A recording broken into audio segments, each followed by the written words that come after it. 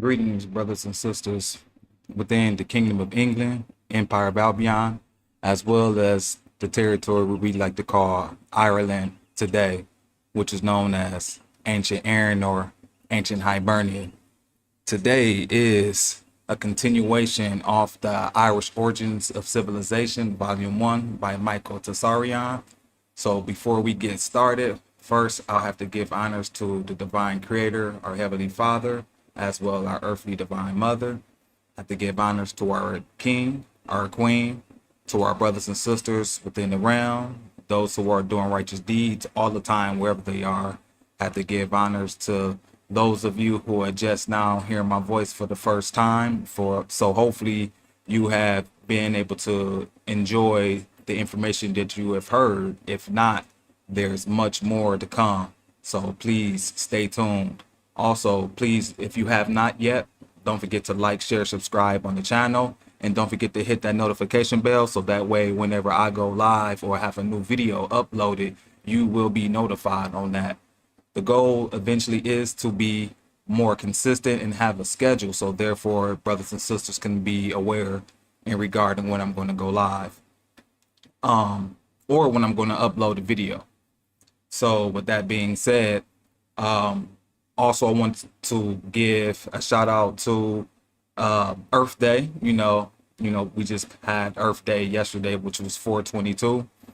Also to have to give honors and also the reverence to my grandmother who passed away back on in 2013, but it was 4/20/2013, and I did a video that day, and I was pretty much wanted to give that video mostly to her in her life and her memory, because without her I wouldn't have the ability to truly put the emphasis and the truth regarding not only who I am but what my purpose is this lifetime, and that is to save the family. One thing she always instilled into me as well as the family is do not allow anyone to get lost within the system. And I say that with conviction within my heart. We are not supposed to allow our children, our kinfolk even, to get lost in the system. So we're supposed to be doing our job the best that we know how to prevent that from happening. And part of that is what we're doing here at the Noble House of Belmont, sharing this information that pretty much is encoded in all of our DNA. It just requires someone to start speaking it on a daily basis so we can actually start, living that life and walking that path in accordance. And it's going to take time. We didn't get into our current position overnight, and it's not going to happen in regards of us, getting back upright overnight either. But if we put the intent in regarding that's what our goal is to do, that will happen. So, once again, it is our job and our duty for us to actually start accepting what it is that we know that we need to do, and that is to remember. And first, before we can actually remember as a family body politic, we must understand who we are from the microcosm to be able to truly get an understanding of how the macrocosm is operating for us in that effect as well, because we are what we come from in regards to the lowest, smallest aspect of our existence, and our bigger self is just just what we see with the physical eye to understand just how life truly is truly really designed. So with that being said, I don't want to get too long-winded into the intro. For those who have any questions, just leave your comments down below. For those of you who wanted to see what it is that you needed to do in regards to understanding who you are, you do have the ability to email the Noble House of Belmont at gmail.com. That way I can talk to you on a more one-on-one basis, especially if whatever you want to say is private. I do those private consultations or those private builds because, sometimes it's easier for you to speak to someone on a one-on-one basis than trying to talk to them in a group. And that's the best way, in my opinion, for you to learn is, come talk to me privately and share what it is that you want to share, or, that way you can get yourself on the same page that the rest of the brothers and sisters who know what it is that I'm talking about already is on. So, with that being said, let's go ahead and get started into the book. The Irish Origins of Civilization, Volume 1 by Michael Tessarian. Now, we last left off at was Chapter 4, titled The Atlanteans Arrive. Now, for those of you who don't know about the Atlanteans, there's more information that's coming out. A lot, at first was hard to understand, to accept, until you start putting it into a chronological order, because no one truly explains who their descendants are in a fashion that makes sense. Now, I'm not saying we're going to get that from this, but based off of my research, I've already come to my conclusion. But this is going to give us more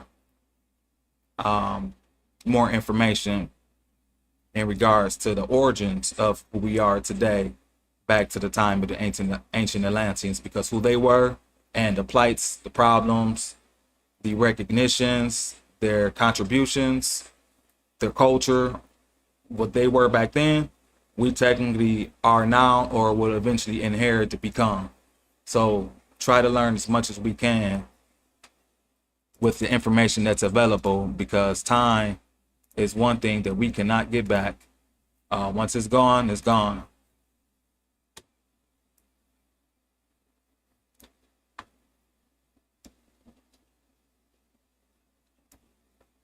Alrighty. So it says, the Greeks in their myths and legends always placed the Hesperides in the farthest west. Jordanus, the Gothic historian, described the North as the forge of mankind. Coleman's Beaumont, The Riddle of Prehistoric Britain. And now, once again, we spoke about Coleman's de Beaumont multiple times here, especially his book titled The Great Deception. And that, once again, is a very good book. In my opinion, it highlights a lot of the misunderstandings that we have come to, accept as fact and truth regarding our ancient past, especially when it comes down to the great cataclysms. Also, the story about Jesus, who, based off of his research and investigation, was born in Somerset, and his life and history is going to be mirrored off of. Got to stay tuned for me to talk about that next. All right, so let's get into it. The student who contemptuously or ignorantly dismisses the existence of Atlantis and other pre-Diluvian civilizations. Now, pre-Diluvian is before the flood. So pre-Diluvian civilizations will never come to understand the true history of Ireland. Recognition of the existence and the importance of Atlantis in world affairs is an essential prerequisite to the study of the history of the world, and particularly of the British Isles and Scandinavia. To acknowledge the existence of pre-Diluvian empires is to have the clouds of darkness over Ireland's prehistory dispersed. So, pause. So, by us diving into the, like they're telling, or like he's saying, our historical past of Ireland in the pre-Diluvian era, it will bring a lot of clarity in regards to the chronological order, and also to what happened in regards to the great age of cataclysms, or the age of catastrophe, and our modern age that we're in now, and why we just don't know what happened. So hopefully this will help shine some light on that. The veils, the end webs of confusion are removed while scintillating beams of light illuminate the mysteries of that great country's ancient past. The history of Ireland is commonly divided into two main cycles, the mythological and the historical. The former cycle deals with the ages when Ireland was colonized by fantastic races whose skills and sophistication confound modern historians who would rather believe the accounts to be fanciful and inaccurate. Segmenting Ireland's prehistory in this manner was a cunning ruse to make it easier for historians and clerics to dismiss and denounce the many spectacular accounts of advanced weaponry and machinery, of advanced technical ability and aesthetic and magical prowess to be found throughout the mythic accounts. All right, so we're told, or we're seeing, that Ireland's ancient or mythical past holds a lot of information, or a lot of, like they say, some fantastical, let's say a fantastical reality, almost similar to like a Disney fantasy. And then on this case, the advanced weaponry and machinery, something that we see like probably similar of a sci-fi movie, something of that nature. But this is all speculation because we can't say for sure. But it's good to have an open mind because, we are living in some, some miraculous times. Things are changing. We're seeing things taking place within the heavens that we have never seen before. We all can agree the time is moving faster. We already know that the planet herself is not in the same location that, she originally was. So, it just having an open mind because of what we were taught growing up. A lot of those beliefs are pretty much changing in front of our eyes. So let's continue. Unlike the natives of Britain and Scotland, the Irish in pre-Christian times were not brought into contact with Roman institutions or Roman culture. Pause. I repeat, we must say that again. Unlike the natives of Britain and Scotland, the Irish in pre-Christian times were not brought into contact with Roman institutions or Roman culture. In consequence, they created and developed a civilization of their own that was in some respects without equal. They were far advanced in the knowledge of metalwork and shipbuilding. They engaged in commerce. They loved music and had an acquaintance with letters, and when disputes arose among them, these were settled in duly constituted courts of justice, presided over by a trained lawyer called a brehon, instead of being settled by the stern arbitrament of force. Pause. So we just see, or just read, that Ireland, was never pretty much invaded, or Rome have never encountered, let's say, Ireland in the case of infiltration or their culture, traditions. They didn't have that on them at this time, or as far as I'm concerned, before the fall period, after the fall period, they didn't have a connection to them. But from what we're seeing, that they had a civilization that was pretty advanced compared to what Rome had at that time. And so they also practiced a law that was opposite of the Roman civil law. In this case, the Roman civil law clearly was a lot more, like they said, was dealing with arbitrary force compared to back then when they settled, like you said, in Ireland, utilizing trained lawyers who was called brehons.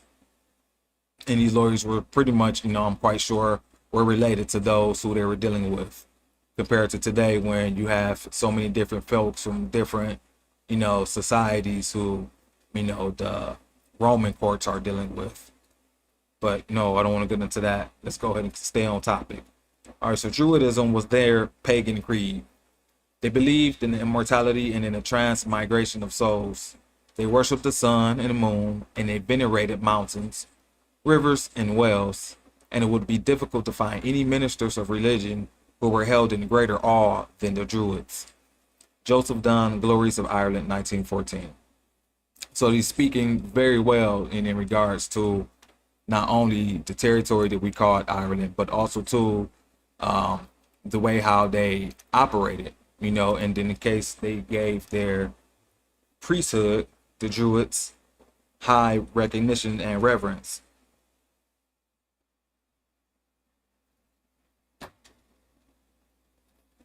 All right, so the majority. Oh, also, greetings, brother Magaro from the House of Magaro. Glad to see you, Noble. Thank you, thank you. Like I said, the more the merrier. Those who be able to hear this, have the ability to, have more codes unlocked within them to be able to continue this great, I'll say this great journey, in this human drama. All right, so the majority of the manuscripts that recount the history of Ireland were composed chiefly by monks between the 12th and 16th centuries AD, a long time after the events they refer to occurred. Among these old manuscripts are the following: Book of the Dunkyle, Book of Leinster, Book of Ballymote, Book of Munster, Book of Laken, Book of Lismore, Book of Fermoy, Book of Highmain, also known as the Book of O'Kelly's, Book of Deer, Book of MacRegal, Book of Durrell, Book of Lindisfarne, Chronicon Sectorum, Annals of Tigernot, Annals of Bally McManus, Annals of Boyle, Annals of Connaught, Annals of Ulster, Annals of Innisfallen, the Liber Gabala, Book of Invasions, Book of Kells, the Mabinogion, the Scrotic Chronicon, the Black Book of Khmer Marthin, the Red Book of Herches, the Book of Aniran, Triads of Taliesin, the Annals of Cormacnoise, as well as the Annals of the Four Masters.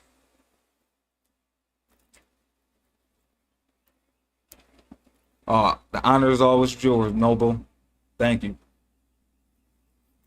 So from the writings of the historians, we discovered that there were 7 major phases or waves of invasion and colonization to Ireland after the Great Deluge, believed to have occurred shortly after the creation. All right, so like I said, multiple invasions happened in the territory that we call Ireland for people to re-people the territory. And who's to say that those who are coming back here weren't the original folks? But, we're going to find that out hopefully as we continue to read this book.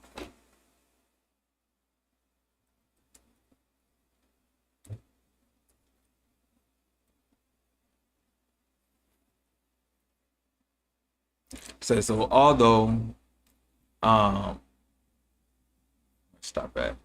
there has been little consensus over the order of visitations during the mythological cycle, the order of arrival and occupation usually delineated is as follows: the Fomorian race, considered Cyclopean titans and adversaries of all who came after.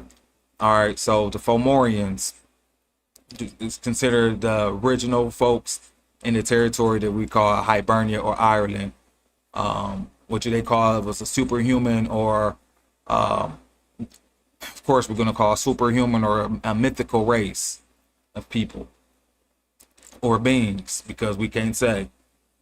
The people of Caser, the granddaughter of Noah, daughter of Bith, she allegedly arrived 40 days before the Great Flood. Now remember, we spoke about Queen Caser, and for those of you who know Queen Caser herself, she was a Berber.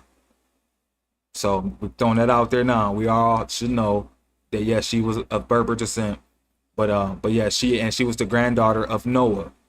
So this is good information because most folks that know this, most people, according to who reads the Bible, we only heard of Noah having 3 sons: Shem, Ham, and Japheth. But we never knew that he had a son named Bith. All right, so that's pretty cool. But we did speak about Bith a little bit in a couple lessons ago, all right, or a couple reads ago. The children of Partholon, arrival dated 2550 BC. They came from the west and were decimated by war and disease. And the children, and now when he said the west, so that means that Partholon came from the territories that we would call America. All right. Partholon them came from the territories that came from America. The children of Nemet, arrival dated 2859 BC. They are also said to have been wasted by war and disease. The Iberians, Now, you all know who the Iberians are. We always spoke about who the Iberians are. Furbolg, Fur Galleon, and the Fur Dominin, the Tuatha De Danann, the tribe of the goddess Danu from the Lost Islands in the northwest. Their arrival date was presumed to be approximately 2000 BC. The children of Mil, or Mile, Woldelic Celts presumed to have come from Scythia or Scythia in the east around 1000 BC. Now, we're going to talk about that. We're going to talk a little because I have some information. You know, of course, we always keep explaining and telling you genealogy is the order of the day. So for those of you who are just now having the opportunity, or those who are going to be paying attention to this channel in the future, genealogy is one of the main things that we do put an emphasis on, because you are who you descend from without doubt or contradiction. And there's nothing wrong with who you come from. You need to honor who you come from, because whatever they went through, it required them to put on a big fight that brought you here. So good, bad, you know, forgive them, so therefore you don't move through life with a heavy heart, but do the work to know who they are and who they were, so therefore you have something to be able to pass on to your predecessors. Excuse me, to your successors, which is your children.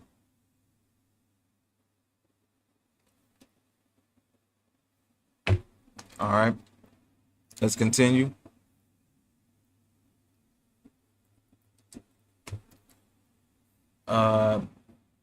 It is important for us to analyze this order and fathom what the monks who archived Ireland's myths were attempting to hide and distort.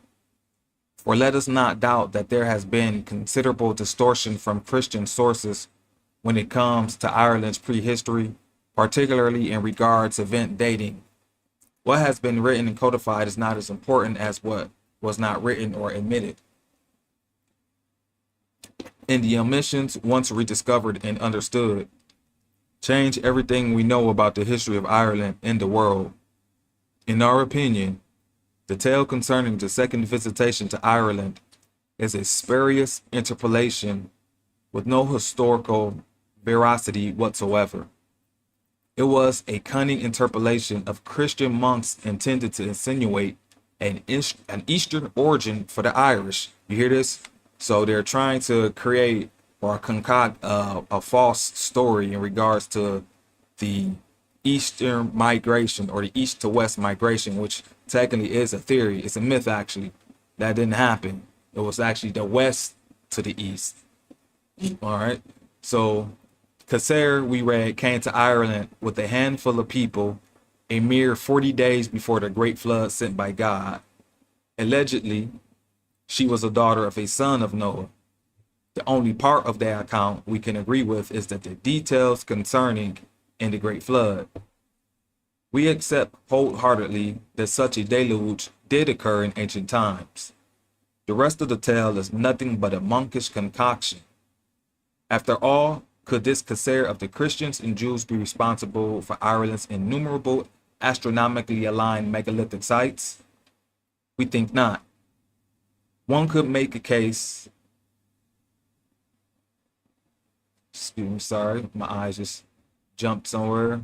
Excuse me, to make a case for the spuriousness of other visitation accounts, particularly of Partholon and Nemed. The story of their arrival to Ireland, dated by the monks to 2520 BC, may be based on fact, but there is something contrived about the accounts of their fate afterward. Conveniently for the monkish mythmongers, and inconveniently for everyone else trying to make sense of ancient Irish history, both contingents, the Partholons and the Medians, on completely separate occasions, are stricken with disease after their successful wars against the Fomorians.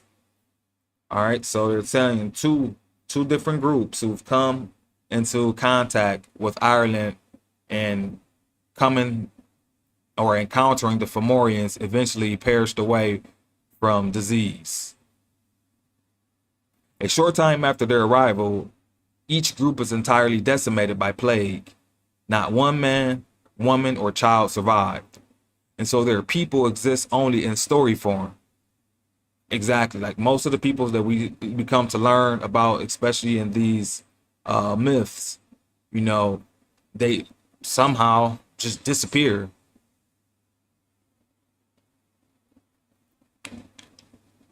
That's a good question, Noble. In this case, we're going to go from what they're speaking about. They're talking about the water. It's about the flood water. All right. So a short time after their arrival, each group once again is decimated. Not one man child survived, and the people only exist in story form. They came, they conquered, and they tragically died. Was this the device used by these monks eager to manufacture the kind of dramatic history that would corroborate their Bible? No one will ever know for sure until the vaults and archives in Dublin, London, and Rome are open to the world. Then, upon the same fatal 1st of May, there began a mysterious epidemic which lasted a week and destroyed them all. In premonition of their end, they foregathered upon the original, first created plane, then called Sinmag, or the Old Plane, so that those who survived might the more easily bury those that died. And that's coming from Charles Squire, Celtic Myth and Legend.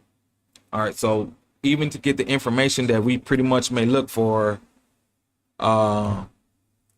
we may not get it without having access to the archives that once again are in London, Rome, and Dublin. If we had access to these archives, a lot of these questions that we constantly keep having to, keep asking ourselves could have been answered a long time ago. But in the meantime, we do what we have to do and keep using these books that many of these historians and investigators of history have pretty much left for us to be able to read and use and ponder on. The Medians were akin to the Partholons. Both of them came from the mysterious regions of the dead. Now, pause. No, let me read this first. Though later Irish accounts, which endeavored to reconcile this mythical matter with Christianity, invented for them a descent from scriptural patriarchs and an origin in earthly lands such as Spain or Scythia.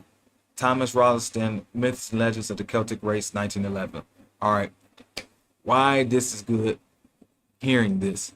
For those who follow me on TikTok, and I've been on TikTok for quite some time, and I just use that because we know eventually, it's easier to try to get folks to get the information with whatever platform that we have. And that's an easier, quicker way for me to get it, especially how fast it comes in my mind. So I hurry up and try to share what I can. But on there, I've shared already regarding the territory and the region historically that the ancients called the regions of the dead. And the regions that they call the area of the dead was the territory that we call here America. Yes, America was known as, or the West was known as the dead, the land of the dead. And like he's explaining, that they're telling you that the Irish accounts technically were, or excuse me, not them, Partholon, them came from the West to invade Ireland. So they came from the land of the dead, aka they came from America to come to Ireland. And now, if we accept the Great Deluge as fact, and we know the territory that got flooded definitely was America, they said the whole planet, but let's just say that those folks in America were some of the main people who got flooded out for them to have to do what? To leave and go towards lands out, head towards the east. So the west to east migration, which makes a lot of sense, especially if you understand and you've seen a lot of the architect and the megaliths that's still here in America that, many of us had the pleasure to see or investigate, but not so many people had been able to put the pieces together to realize that, maybe there were people here in America a long time ago, prior to, the New Age the New Age conquest, or the age of discovery. Maybe there were people who we say in Europe, but technically were already over here a long time, way before the so-called Vikings from so-called Leif Erikson time. And we can even go on towards the time if you understand the story of Prince Madoc, who, or they could call Prince Mad Dog, however you want to pronounce it, Prince Madoc, who was a Welsh prince who was pretty much had voyages here in Ohio and left a lot of artifacts and remains in regarding to, them actually being here. So it's a lot for us to be able to, keep our minds and our eyes open and our ears clear for, because we are going to start seeing a lot that we have thought was truly, what is truly fact, starting to rear its way up to see the light of day again. All right, so let's continue. So the accounts that describe the Fomorian race, allegedly the first inhabitants of the British Isles, are also to be reappraised. The chroniclers speak of the Cyclopean race, but state that the Fomorian kings, Elethan and his son Breus, were the most beautiful of men. According to the various legends, the Fomorians, who were also known as the men of Lochland, lived on or under the sea. As regards, they behaved like zealous and ruthless security guards. They belligerently attacked anyone who attempted to settle upon the land they considered their property. The reader might justifiably ask whether there's an ounce of truth behind the depiction of this strange warlike hybrid race of both great ugliness and beauty. Were the Fomorians another concoction of the monks? Or is there something else we need to know about the pre-Diluvian world? There is no legend of the Fomorians coming to Ireland, nor were they regarded as any time a regular portion of the population. They were coeval with the world itself. Thomas Rolleston, Myths and Legends of the Celtic Race, 1911. The Partholons, it is said, had to do battle with a strange race called the Fomorians. They were huge, misshapen, violent, and cruel people representing, we may believe, the powers of evil. That's from Ibid. With the host of these demons, Partholon fought for the lordship of Ireland and drove them out to the northern seas, whence they occasionally harried the country under its later rulers. Ibid.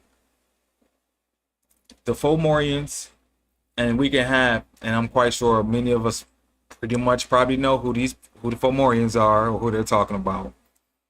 But we're gonna, like I said, but we're gonna hold that speculation to later. If you feel you know who they're talking about, write it down there in the chat. Write or leave it in the comment. The Fomorians were then enabled to establish their tyranny over Ireland. They had at this period two kings, Mork and Conan. The stronghold of the Fomorian power was on the Tory Island, a fit home for this race of mystery and horror. They extracted a crushing tribute from the people of Ireland, 2/3 of all the milk and 2/3 of the children of the land.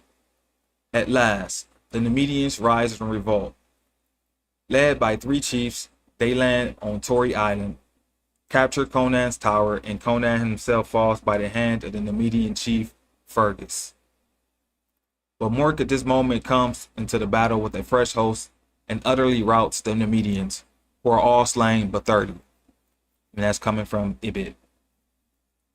All right, so just talking about the Fomorians and those who are invading the territory we call Ireland, because they said the Fomorians were technically indigenous. So they said the Fomorians were indigenous to Ireland. They didn't arrive there on no migration. They were technically like sprung up from the land, so to speak. Like we said, they coeval, so they coexisted with that territory. All right. So in short, we have doubts concerning the archive of information presented to us by the monks. We suspect that there have been interpolations, distortions, omissions, and misinterpretations. We suspect that the truth concerning the history of the British Isles has hitherto not been fully set down. However, it is one thing to suspect that deception has occurred and another to discover the reasons for that deception. If the monks and the chroniclers of Ireland's history were intentionally deceptive, as we believe them to have been, then what was it that they were intent on hiding? What facts about Ireland and its various races would have driven Christian monks to such lengths? Why, for instance, do we read that Ireland was an uninhabited land before the visitation of Caesar and the Numidians? Is there not something markedly suspicious about why Ireland was presented to us by its first historians? And question mark. And actually, there is because a lot of these territories, the history that they give us, don't make sense. It don't make sense. And if you look through the way how they depict the original people there, it don't make sense if you're trying to say that they're the primitive means prime, which means first, which means these are the most advanced. So the architect that's there, the people who's there, have no memory of who created it, and yet they're there, and they have no way of actually redoing the artwork or the architect that's there. So that right there is something that we should kind of keep our minds open about, because the narrative that we have been given, it just doesn't fit, what we see.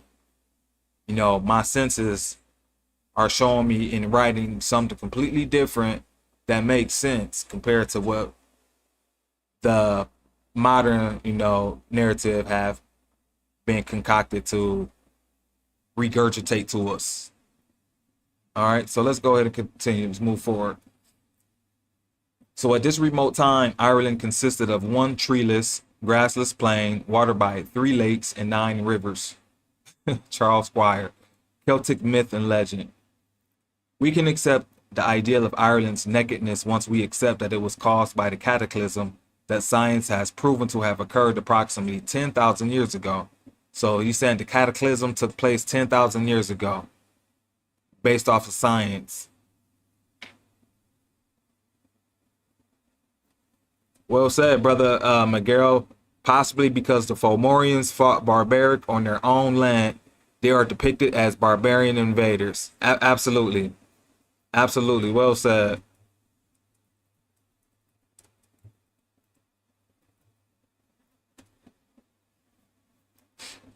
And then now to be seen from anytime anyone is trying to defend what is truly theirs, they're always going to be given the connotation of, being barbaric in this case.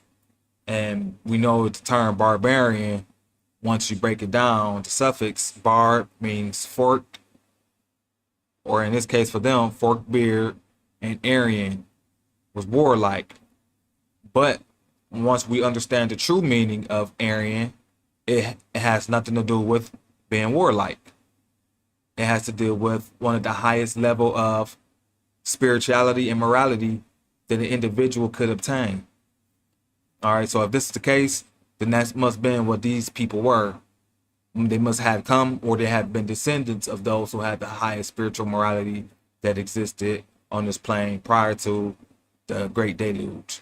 But we'll know more of that hopefully as we continue this video, continue this read. All right, so this terrific disaster discussed at length in the Atlantis, alien visitation, and genetic manipulation was recorded in the legends of old and by the monks who collated the myths and legends of the British Isles. When a natural disaster wreaks havoc, it destroys and kills, and, if sufficiently violent, it will force people to flee their habitats. The lands so afflicted are deserted by those who have lost homes and settlements to tsunami, hurricane, typhoon, or volcano. Those who are so displaced are compelled to seek refuge in less ravaged regions. So when we read that Ireland was largely uninhabited after the time of the biblical flood, we understand that it was inhabited before that destructive event took place. Pause. Exactly. So we're told that people, folks are coming to territories that's not theirs, or they were sent there or whatever. But based off of a lot of their mythos or origin stories, many of them understand where they come from. They just happens to not tell you that their origin story tells them that the West is what all of them actually come from, which is here, which is known as the land of the dead. And the ancients knew, or they felt, or they said that if you ever wanted to learn anything to move forward, you had to go and get it from your ancestors who were where? In the land of the dead, because the land of the dead is where the ancestors were. All right, so they knew, or based off of their ancient indigenous stories, they knew that the West was the territories that they had to come for advancement, to rekindle with the ancestors, all this or that, because it was known as the land of the dead. But as we can see, or as they coming to see, that the land of the dead, there actually are people still living there. There ain't no dead people here. We are living. All right. But the issue is the people who are living here don't have the conscience of those original folks who were here in this territory before the Great Deluge, because they lost their memory. So those who know the stories, because they're inside the books, and a lot of our brethren and sisters, unfortunately, don't look in the right books. They didn't read.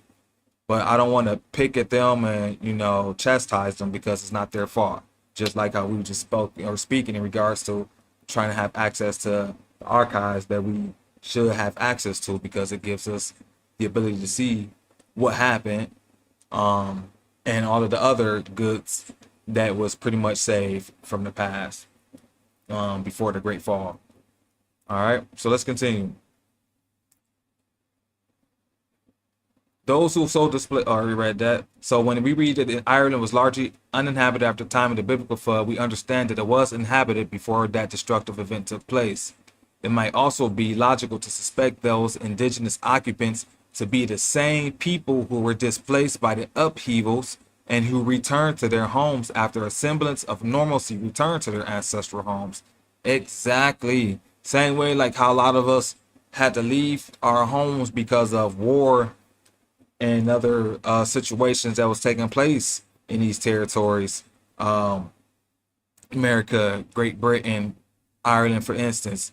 Reason why our ancestors wrote in law the ability for us to be able to inherit what is ours, even the land, because they know a day and a time was going to come when we was going to be able to return from whatever situations that was taking place on the land that caused us to have to leave, especially them. They had to leave at these times, like they said, because we was at war. And now in these cases, a lot of us are suffering because of, catastrophes of natural disasters. And when it comes down to natural disasters from Mother Nature, there's nothing you can do about that.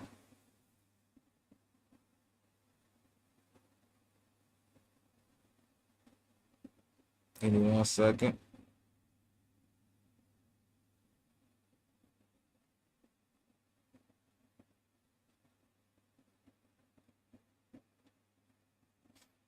All right, cool. This is exactly what happens today during a natural disaster and during its aftermath. It happens today and it happened in the past. Pause. So like we always explain, that history repeats itself. What happened back then will happen again.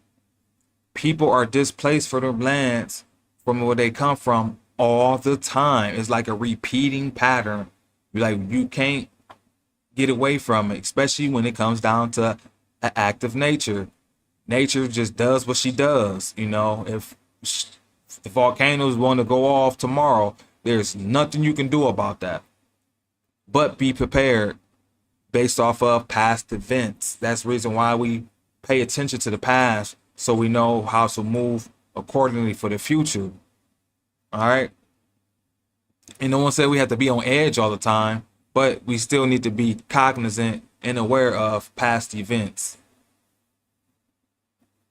Once we accept this simple premise, we can make sense of the convoluted stories composed by mythmongers regarding Ireland's prehistory. These deceptive writers sought to begin Ireland's history from the time of the returns. This falsity can no longer be accepted by anyone wishing to research the west to east movement of the elements of civilization. Exactly.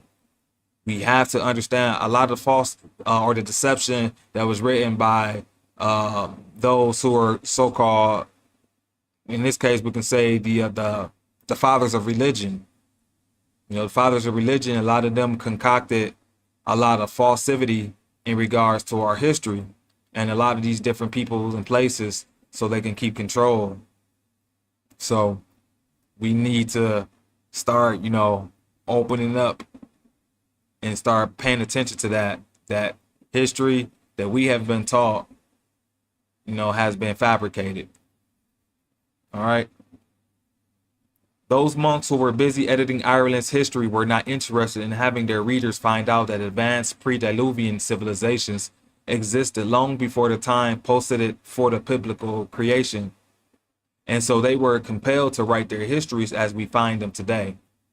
They were bound to present Ireland as an unpopulated country frequented by demonic titans who preferred to live on remote islands and high seas. I mean, and it sounds absurd, when you read it and think about it, but it's funny. And most importantly, they were bound to have the world believe that Ireland was first inhabited by migrants from the east. This deception has worked its magic. This is exactly what the vast majority of historians and interested parties believe about Ireland. What needs to be understood and what we are adamantly convinced must now be disclosed to the world is that these migrations from the east did indeed occur. The tribes of the mythological cycle of Irish prehistory did indeed enter Ireland from the east, but they were not coming to Ireland from that direction for the first time. They were returning after a prolonged period of forced exodus. They were the indigenous people of Ireland returning to their wrecked homes in order to begin the resettlement of their ancestral habitat. Pause. Exactly. Just like those of us who are the descendants of Great Britain, also here not only in the English Empire, but also that territory that we call the British Isles, who are here in America, who know that we have ancestry tied back to there, that we know that once again, because of the situations that was taking place, we were placed to be stuck over here in the larger part of the empire. Nothing wrong with that, of us being over here, but how it was done and what was all done to us in the process of that, that's the issue. Now what we're doing is getting put back into the position of being able to remember what happened. Because if we accept history for the way that they gave it to us, we're going to, constantly keep moving with a heavy heart. And that's not the goal. The goal now is to become lighter than a feather, truly understand history, because then the truth will set you free. And that's way how we're supposed to try to get the information out to the people is, as clear, correct, concise as possible.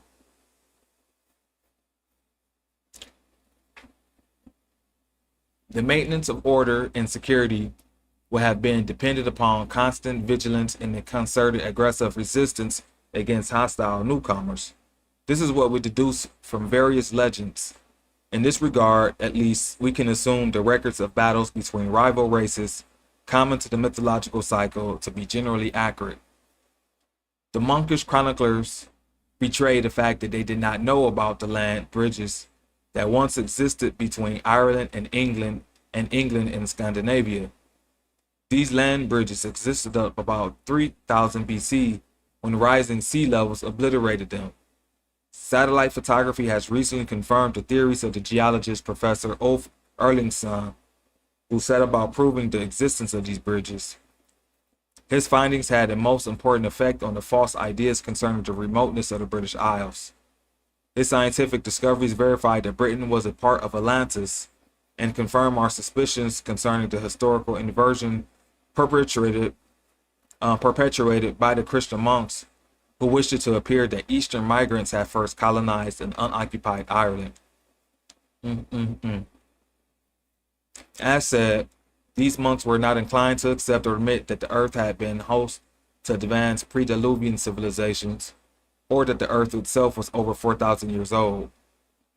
Whatever existed was mentioned in the Bible, and there was little to add. What was written in the Bible was all a monk had to know about his world. For the Christian, there could be no Atlantis or Lemuria. There could be nothing that was not contained in the Bible. The Bible did speak of giants and of titanic fallen angels, and so a scribe could permissibly claim the Fomorians to be of such lineage. Pause. Now, we know the giants of Albion. We all know about the story about the giants of Albion. We also too know about the giants in America. There's a lot of information about the giants in America. And we show the reference points in how many how many cities in America from west to east are named Albion. And the first charter that was given by what they say, quote unquote, the first charter given to the English, but we know that there was more. But Elizabeth the First gave Francis Drake the charter to so-called find foreign or distant lands or new lands, whatever. And he sailed, they say, to the territory on the west where he landed and met the Miwok people. And the Miwok people, or the indigenous people there in that territory, met him with a celebration or ceremony that was similar to what they say, giving reverence to their ancestors or their kinfolk who had passed and left, in this case, who had left the lands prior to the deluge. And so what they gave him a crown and a scepter. Now, if this was the case, they gave Francis Drake a crown and a scepter. This clearly means that Francis Drake had to look similar to those people in that territory. All right. Which goes to show you that the folks from America or the West were related to the people who we say are in the British Isles. Yes, they're related. And even what we're reading from here, it's the same people. All right. But because the Great Deluge, the remnants over here forgot. You know, you can only take what you can carry with you. So that means a lot of stuff you were going to lose. And as time goes on, knowledge just get lost, you know, and you got to start off best with what you got. So that's just how we just got to have to accept it from what we see at this point. But let's continue. All right, so the Bible did speak of the giants and of the titanic fallen angels, and so a scribe could permissibly claim the Fomorians to be of such lineage. The Bible did speak of technically endowed Adamites and Canaanites, and so a scribe could permissibly speak of the Iberians and Tuatha Danann. If it corroborated the Bible, it was entered as history. If it did not corroborate the Bible, it would be skewed or suppressed and most likely never see the light of day. For these reasons, it is irrational to believe that the monkish scribes of Ireland have provided us with historically accurate accounts concerning the world of the past. We can merely endeavor to take on board the newly discovered scientific evidence about Ireland and its geographical tribulations and surmise what we have not been told about Britain. Once we have an idea of what was omitted from the annals and the chronicles, we can gradually reconstruct the facts about the pre-Diluvian Ireland.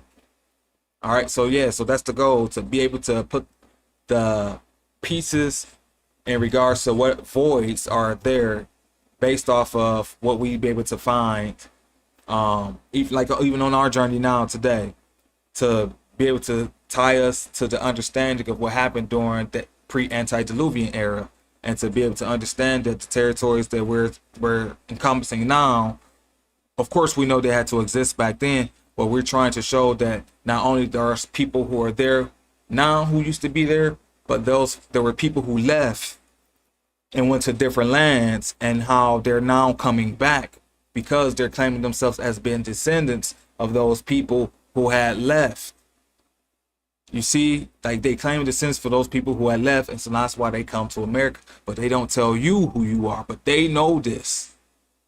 It's all coming together in regards to seeing it. Brother McGarrell wrote, from the top of North America to the bottom of the South America and everything in between to the west coast of Africa and the UK, we are still competitive in our ancient habitat. Exactly. We still doing the same thing that we were doing back then. And the main thing that we're doing now, like you said, we're becoming more divisive. You know, we're not coming connected because we are still those same people. What's the point to fight over land that we know we all need to exist to live on? Remember, we all supposed to be the descendants of like they say, Shem, Japheth, and Ham. If we're supposed to be the descendants of Noah, and we were supposed to be the descendants of all of those people, then why aren't we not sharing the lands accordingly? So that's the problem. Like I said, we need to kind of get ourselves back into remembering that no one technically truly owns the land. We are supposed to be stewards of the land, you know, guardians, protect the land and protect each other. All right, let's continue. So it says 3 divine and heroic cycles of myths are known in Ireland. One telling of Tuatha De Danann, the others of Cuchulainn and of Fianns. They are distinct in character and contents, but the goods of the first cycle often help the heroes of the other groups.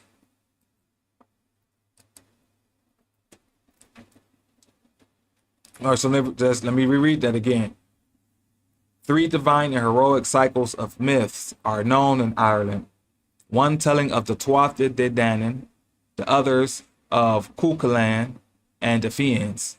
They are distinct in character and contents, but the gods of the first cycle often help the heroes of the other groups. So it's saying that the gods of the original people there in the territory, let's say for instance in Ireland, the original people in Ireland, their gods help the heroes of the new people who are coming there. I mean, it just sounds very reminiscent of a book I know. Very reminiscent of a book I know. All right, let's continue. As the gods of Greece and India assisted the heroes of the epics, we shall see that some of the personages of these cycles may have been known in Gaul. They are remembered in Wales, but in the Highlands, where stories of Cuchulainn and Fiann are still told, the Tuatha De Danann are less known.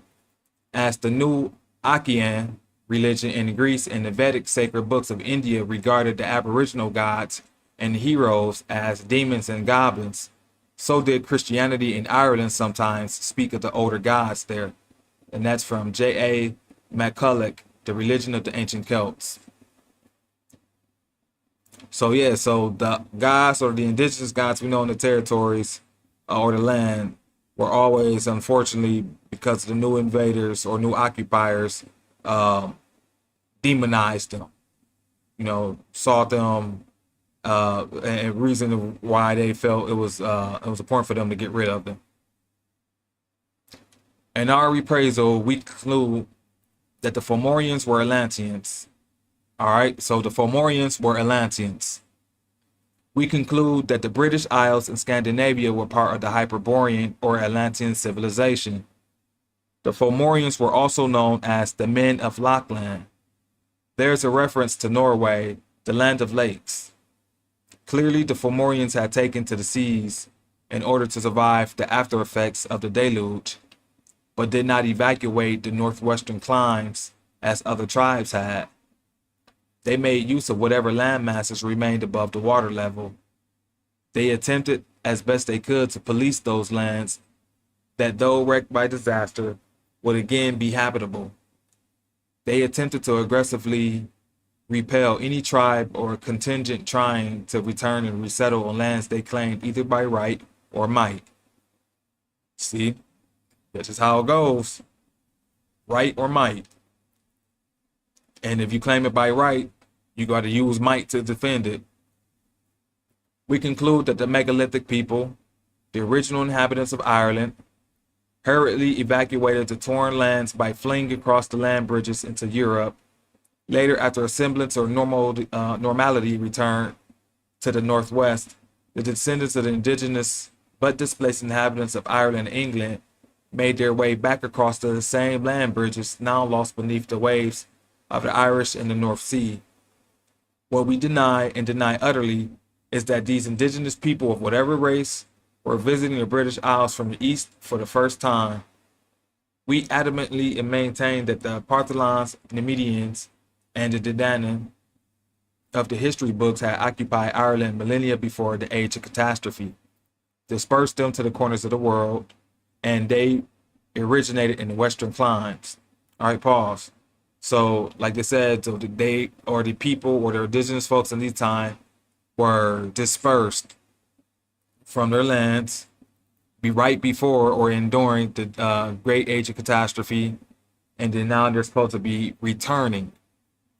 The problem is we know a lot of them didn't return. A lot of them were stayed where they were in those other lands. All right, and start teaching those their ways the best they can, and of course culture and traditions start changing, but that doesn't mean that they lost their connection to the original stock where they come from. All right, so to the eastern lands they went, taking with them their skills and expertise in so many areas, and there they may have remained for as long as period as 5,000 years. In that time they, as inveterate or inveterate rovers and intrepid explorers, visited France, Spain, Babylon, Syria, Africa, Egypt, China, and places further afield. We believe they maintained settlements in the Indus Valley until the drying up of the great Saraswati River. Nowadays, not a month goes by without evidence coming forth confirming the presence of Western men in the far-off reaches of the world. You hear this? So they're finding evidence that men from the West, and we're going to say America because America is the West, and England, Ireland, Scotland, or Alba, whatever how we call it today, are all part of the West.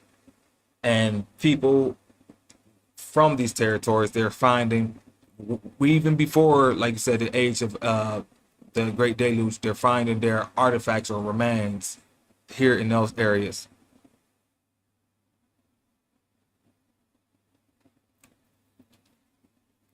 Yeah, I mean, and that's crazy because when you think of flood and you think of the deluge, there's going to be people. They're like tied together, especially when you're speaking about about history. You're going to hear people and you're going to hear floods, and this is all going back to the biblical story. So we're going to find out that the biblical story itself is actually the Book of Ireland. The Ireland, Great Britain, the West. It's the Book of the West. But it was repackaged and placed in the East. As the East is the origin. So we're going to learn a lot. All right, but let's continue. We believe they maintained settlements in the Indus Valley until the drying up of the great Saraswati River. Nowadays, not a month go by without evidence coming forth confirming the presence of Western men in the far-off reaches of the world. The father of King Partholon was known as Sira. Although this word means west, it was also the term Egyptians gave to their kings, whom the Greeks and Romans referred to by the term Pharaoh. In Punjabi, the term Sira is close to the words for the sun, Surya, and for lion, Shira. We conclude that the Partholons had frequented Egypt and were regarded as nobility there. The name of Partholon's father was actually his title. Partholon was probably the son of the pharaoh, possibly of the second or third dynasty, one whose ancestors went to Egypt from Ireland. And that's what a lot of folks are going to learn, that they didn't go from Ireland and go to Egypt to Ireland. They came from Ireland to Egypt. All right.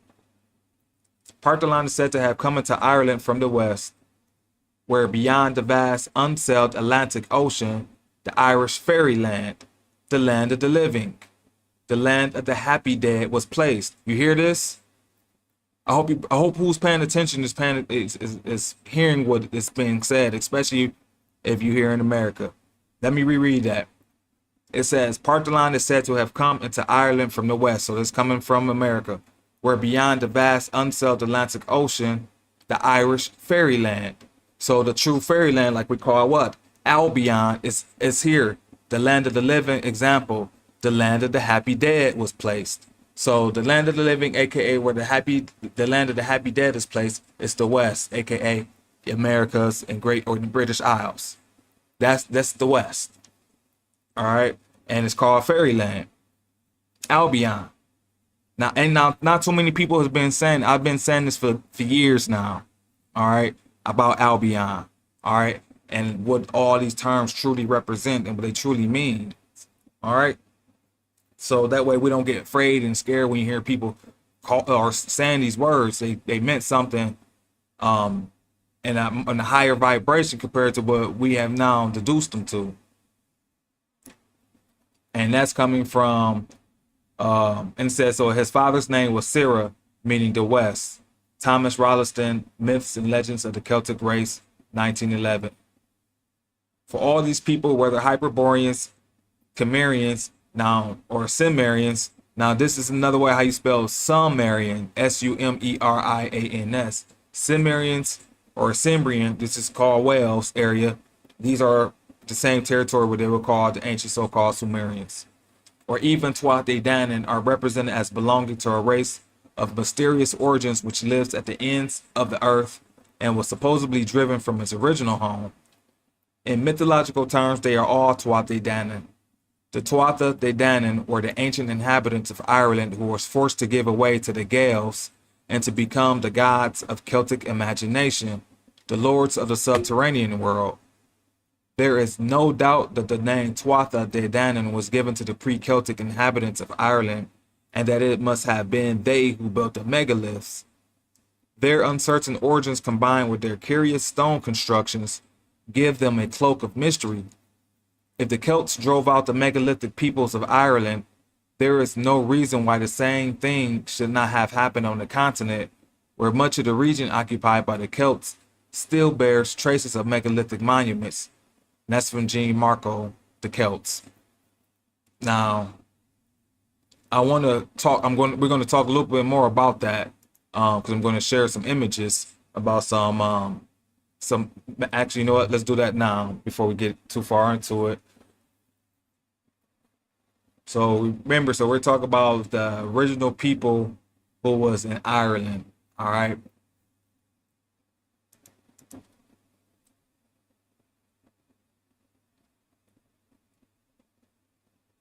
Hold on 1 second.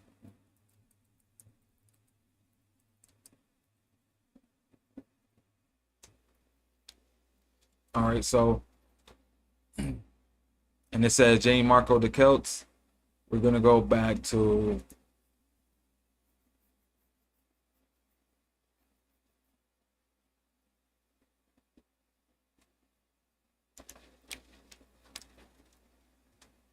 I'm going to go to the 1911 Encyclopedia Britannica again. Hold on, let me go ahead and make sure I got this right.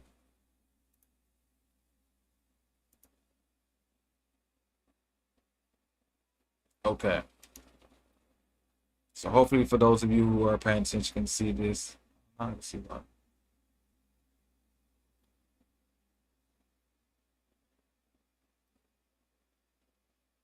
All right, so we see we are on the term Berbers, page 765.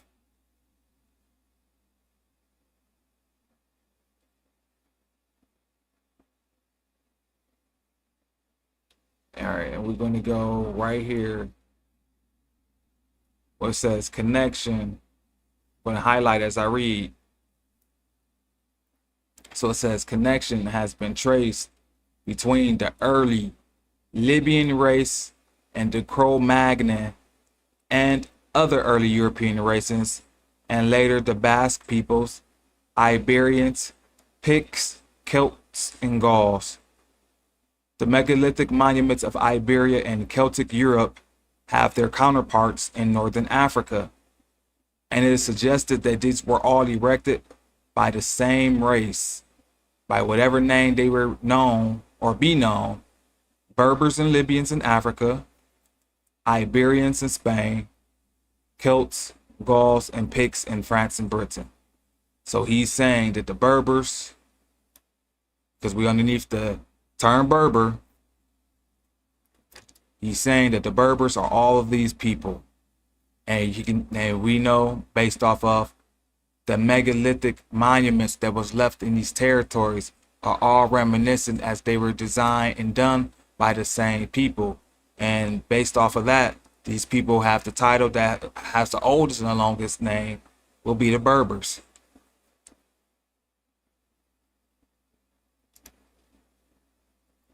It will be the Berbers.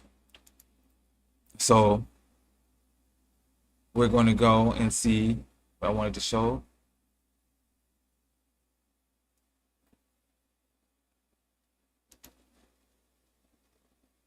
Some Iberian megalithic monuments. This is the first one because they said Stone Age and the dolmen of Guadalpearl are similar. All right, so the dolmen of Guadalpearl, also known as the treasure of Guadalpearl, and as the Spanish Stonehenge for its resemblance to the English Stonehenge, is a megalithic monument dating from around 3000 BC. It is located in Peraleda de la Mata, a town in the region of Campo Arronuelo in eastern Extremadura, Spain. The monument is within the Valdecañas Reservoir in the Tagus River and is only visible when the water level allows it. So that means the water level got to be low for you to be able to see this, which shows, like they say historically, that a lot of the territories that we are now seeing on land at the time were actually underwater. And whatever's underwater now, there will be a time that it will be above water where we can actually be able to see what took place. So let's take a look at it real quick, a little bit bigger picture. And this is the dolmen of Guadalpearl, completely visible due to the lower water level and the Valdecañas Reservoir. So the Valdecañas Reservoir. And it looks just like Stonehenge. Sorry, I thought it's going to be bigger. Okay, there we go. It looks just like Stonehenge. And this is in Iberian Peninsula, aka Spain. All right, now let's take a look at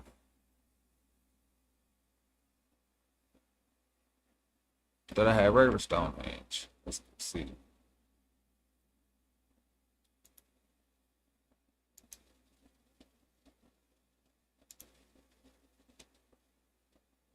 Oh no, I can actually do it from this one.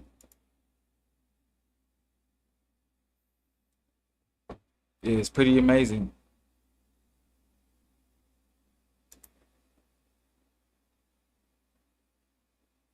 That's the reason why we say, like, even in your own territories, don't feel like you can't do your own, investigative research. Go out there and take a look and see what you can find. It's not going to be, and this is why we say use your natal chart. Your natal chart is going to help you come to grips to a lot of the stuff I talk about. That many of you are going to eventually just have to accept it's you. You are part of nature. You're part of all of this, and there's nothing wrong with that. Let me see.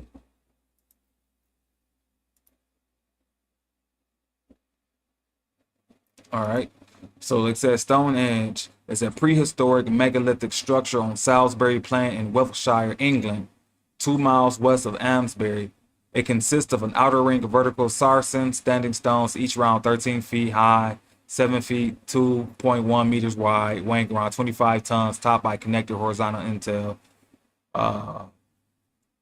Saying these are freestanding trilithons, 2 bulkier vertical sarsens. The whole monument, now in the ruins, is aligned towards the sunrise on the summer solstice and the sunset on the winter solstice. The stones are set within earthworks in the middle of densest complex of Neolithic and Bronze Age monuments in England, including several hundred tumuli, those are burial mounds. So they're saying that the Stonehenge is technically around the same age as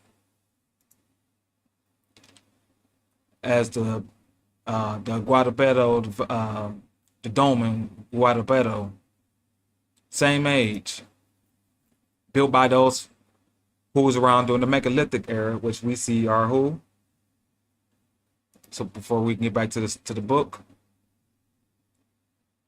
the megalithic monuments of Iberia and Celtic Europe, counterparts of Northern Africa, and it suggested that they were all erected by the same race, by whatever name they be known: Berbers and Libyans in Africa, Iberians in Spain, Celts, Gauls, and Picts in France and Britain.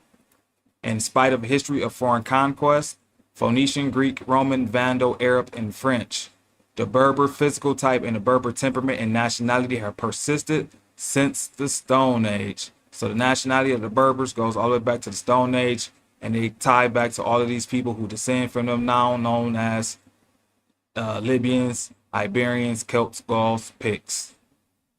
And then we also could say Britons, because they're the same folks. All right, let's continue. And there's others, but let's go ahead and move on. All right, so it says, despite the best efforts of clerics and historians, it is only the last group of invaders, the Milesians.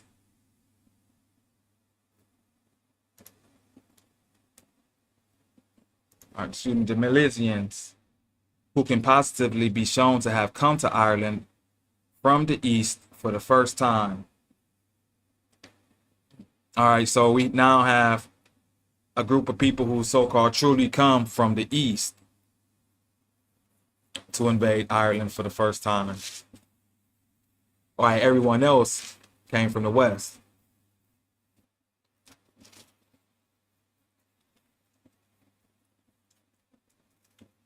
So it says, we can possibly be shown, the story of the visitation of the Milesians is of central importance to our work. Pay attention, because I'm going to show you something today.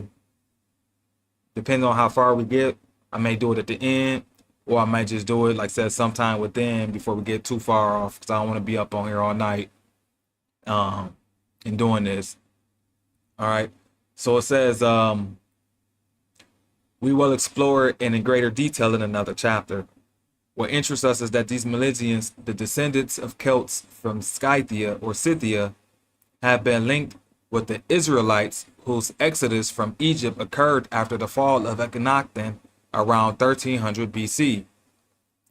So you pay attention. So it's saying the Milesians from Scythia are tied to the Israelites whose exodus was from Egypt that occurred after the fall of Akhenaten, King Pharaoh Akhenaten, around 1300 BC.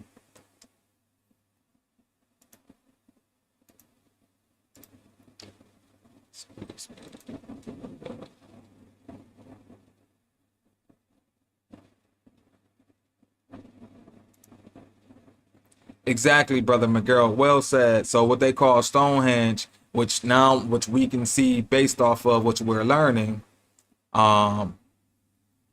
is showing us that, make sure, it's showing us that the same people who built these megaliths, they weren't just on one side of the ocean, they were on both sides, and it has been able to just keep records of their work based off of, I won't say them keep records of, we've been able to keep records of their work based off of knowing the people who existed at that time. So the fact that they were able to tie all these different cultures to the same root or the same stock because of the monuments there, is just good to show us that you're never too far off and away from the place you call home.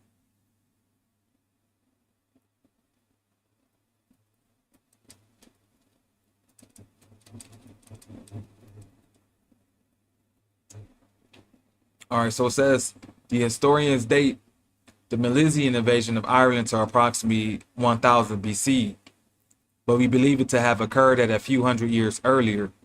This is because a daughter of Akhenaten named Skoda is believed to have accompanied the Milesians on their journey to Ireland.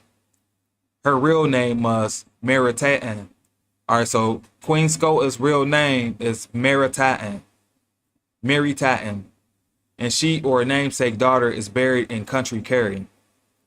It is from the time of the Milesian invasion from the eastern lands that Ireland's so-called historical cycle begins. According to records and accounts, the Milesians regarded their predecessors, the Tuatha Danann, as nothing less than gods. All right, so the Milesians saw the Tuatha Danann as gods.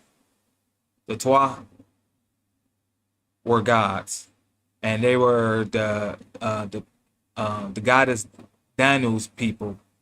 So they was known as the children of the goddess Danu. All right, and the goddess Danu went by many different names. And or Anna or Anu was also a name that that the goddess Danu was known as. So it says, by the Milesians and their descendants, they were regarded as gods, and ultimately, in the imagination of the people, they became what are now in Ireland. There are what now in Ireland called fairies. So let me read that. By the Milesians and their descendants, they were regarded as gods, and ultimately, in the imagination of the people, they became what are now in Ireland called fairies. They conquered the Furbolgs, an Iberian or Belgic people, at the Battle of Moytura. Then that's coming from Old Celtic Romances, 1894, translated by P.W. Joyce. So he's saying that the Milesians and all of their descendants saw the Fomorians regarded the Fomorians as gods. And the Fomorians ultimately are now called fairies, from the fairies of Ireland. All right. So the Fomorians are known as gods, who are also called the fairies of Ireland.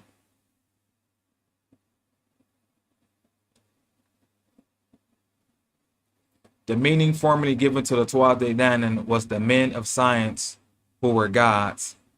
Danann being here connected with Dan, knowledge. That's from J.A. McCulloch, The Religion of the Ancient Celts. So he's saying that the name or the suffix Dan, D-A-N, is connected to the word or tied to the word knowledge. So that means that Tuatha Danann or Dan and An were the knowledge or the intelligent ones, wise ones. So we can say the wise ones of An. And who is the knowledge ones of An? Anu. Father Anu, the Most High. All right. And so the Irish World chronicles a section in the Annals of the Innisfallen that covers the historical period from the creation of the world to the AD 432. That covers the historical period from the creation of the world to AD 42, says that the Tuatha Danann were mythical masters of Ireland in around 1500 BC, before the arrival of sons of Mill, Maurice Cotterill, Jesus, King Arthur, and the Journey of the Grail. The Tuatha Danann seem to have been a civilized people, besides possessing ships and armies and working in the metals. They had an organized body of surgeons whose duty was to attend upon the wounded in battle, and they had also a bardic or druid class to preserve the history of the country and the deeds of kings and heroes. Ignatius Donnelly, Atlantis, the Antediluvian World.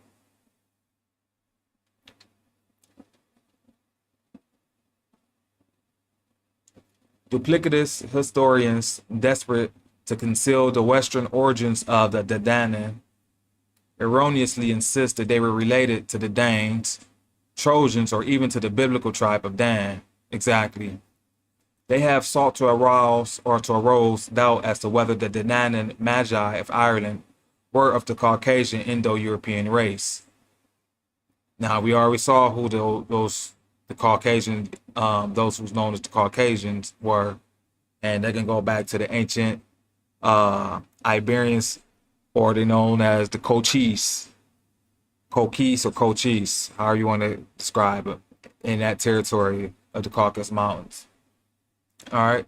So, however, it is not that the Danann were descended from the tribe of Dan, but that the Bible's Danites were related, either racially or ideologically, to the Irish Danann. In any case, after their final defeat at the hands of the Milesians, the Gaels, the Danann transmuted their physical form and thereby became the mysterious city, or she pronounced she, or the Terrani, gods of the earth. That is the fairy race who reputedly inhabited the inner earth. All right, so they were known as the She. And we know what the symbol of of She means, or excuse me, we know what the symbol of She is, right? X. XI also sounds out She.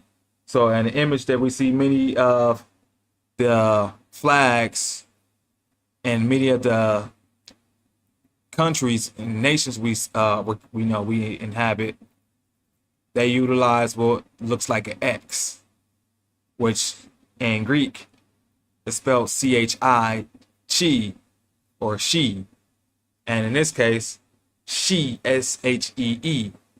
All right, because it ties back to God, or to those who were the patriarchs, to the land territory. They normally mark it as what? X. She. All right, so they're the gods of the earth. All right, so that is the fairy race, and who reputedly inhabited the inner earth. Of all the beings in the Irish mythological world, the She are, however, apparently the oldest and the most distinctive. Beside them, in literature and general renown, all other beings sink into insignificance. A belief in them formerly dominated the whole of Irish life.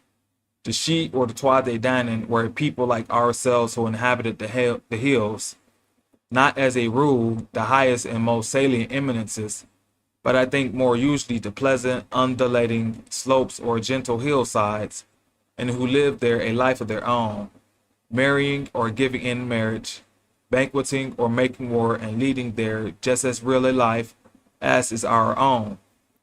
All Irish literature abounds with reference to them. And that's W.Y. Evans Wentz, The Fairy Faith in Celtic Countries, 1911.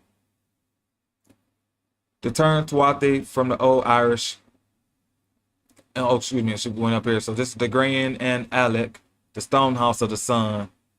What it says, the massive site on the summit of Grianan Hill outside Derry City and County Donegal is the supposed burial site of Lord Nuada, the High King of the Tuatha De Danann. All right. It's pretty cool because, like, for those of you who are in that territory, go out there, take a look, see what you see. And, this is architect and megaliths that cannot be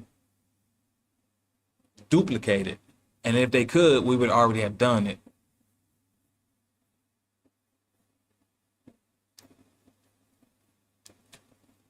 That's good to know, Brother McGarrell.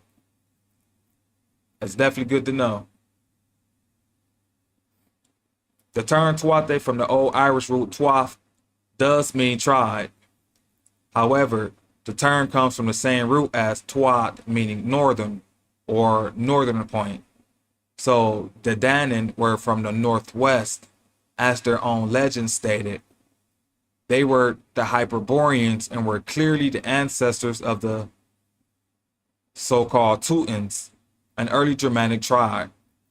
The word is also connotatively related to the Old Irish tuas, or thuas, meaning up or above, to tuath or tuatha, that signifies sorcerers or magicians, and the tuatha gente, meaning elven or fairy or blessed good folk. The term Danu or Dana relates to the Irish goddess of the name. She was a goddess of art, craft, and beauty. Some scholars prefer, therefore, to regard and describe the Tuatha De Danann as the people of art, or the artful ones. And we think this is an accurate title, given the exquisiteness of their craftsmanship in silver and stone. Colonel Valenci has proved, as clear as the sun at noon, that the ancient gods of the Greeks and Romans came from the Hyperboreans. Godfrey Higgins. All right, so pause.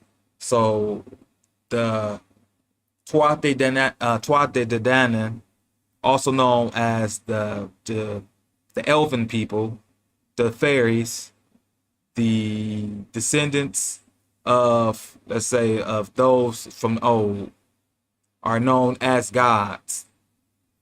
And they were also known as the artful, skilled ones, who were crafty, who were beautiful, who brought beauty to the world. And they were known as people of the art. So we're going to follow along with all of that because it ties us to who a lot of us are today, and like I said, it's going to be pretty good because how the blood works, like I was explaining in many videos before, your RNA and DNA is vibrating faster at a quicker speed, which now gives you, which you because you're gravitating, because you're becoming more open to the information, which is already is you, and so now you don't have your subconscious mind blocking you to be able to, for your body to transform with this information, with this knowledge, because it's really like based off of what you do with it, and if you actually do it, what you're meant to do with it, it was actually going to be a beautiful thing, because now the earth can finally, you know, help you do what you're required to do as a guardian of this planet, to bring back beauty, to bring back art, love, you know, good craftsmanship, all of these things that we think of those who, in the movies like elves and whatever. And I'm not talking about, the evil elves, folks, a lot of folks have known to know elves to be, but I'm talking about that fantastical aspect because that is truly how this reality was designed. It was designed to be beautiful, supposed, like they say, heaven on earth. And at the time, heaven was here on earth during the golden age, but we'll talk about that later. So such a great people were the Danann, and so uncommonly skilled in a few arts of the time, that they dazzled even their conquerors and successors, the Milesians, into regarding them as mighty magicians. Later generations of the Milesians, to whom were handed down the wonderful traditions of the wonderful people they had conquered, lifted them into the mystic realm, their greatest ones becoming gods and goddesses, who supplied to their successors a beautiful mythology.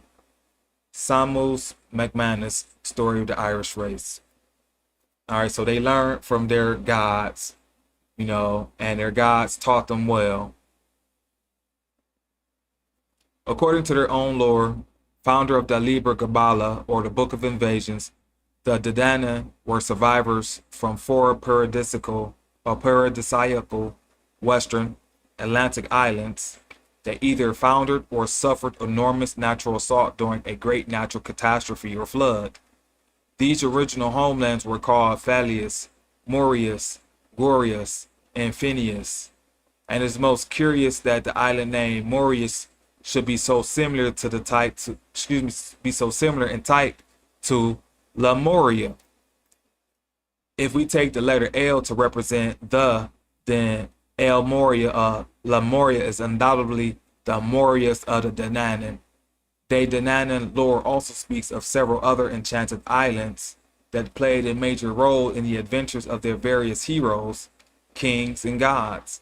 The chief characters from the myths of the matriarchal Tuatha De Danann are Danu or Dana, also known as Dana, Anna, Anu, chief goddess and mother of the gods, Bridget or bride, a later form of Dana, Danu, Baal, Baal, her consort, Arnmas, great-granddaughter of Nuada, a mother goddess, Morogu, Fodla, Banba, and Eri were her daughters.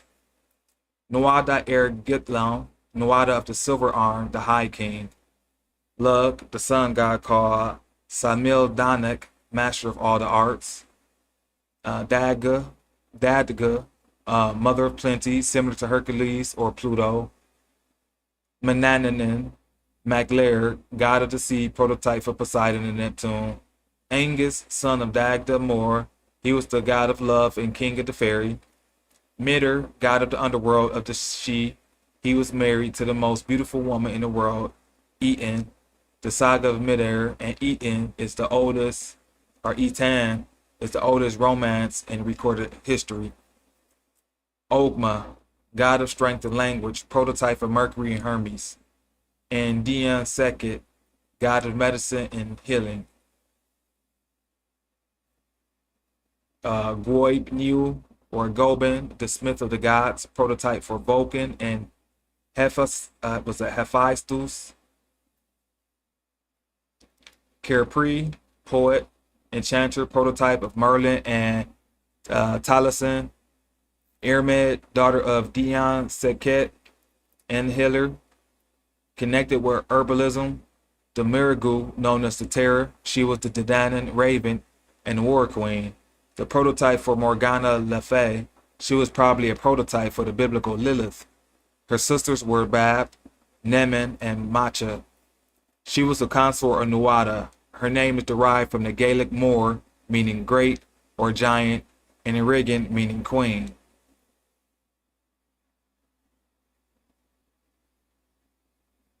Oh, absolutely, Brother Miguel. Godfrey Higgins, the Anacalypse. Deep. Yeah, it is deep reading. But it's a bad pronounced Biv. War Queen, known as the Fairy. Her name meant the vulture or battle crow. Macha, War Queen, presumed buried in Ard Macha or County Armagh. Boan, wife of the Dagda, goddess of rivers. All right, so a lot of goddesses, and a lot of goddesses, like say, who were goddesses of war, as we read, and a lot of goddesses were leaders of a lot of tribes. So, like I said, these were matriarchal goddesses, and these were matriarchal tribes. So, like we read, not only was Queen Kasser led the matriarchal civilization she brought, but the original people there were matriarchal as well, who were underneath the goddess Danu.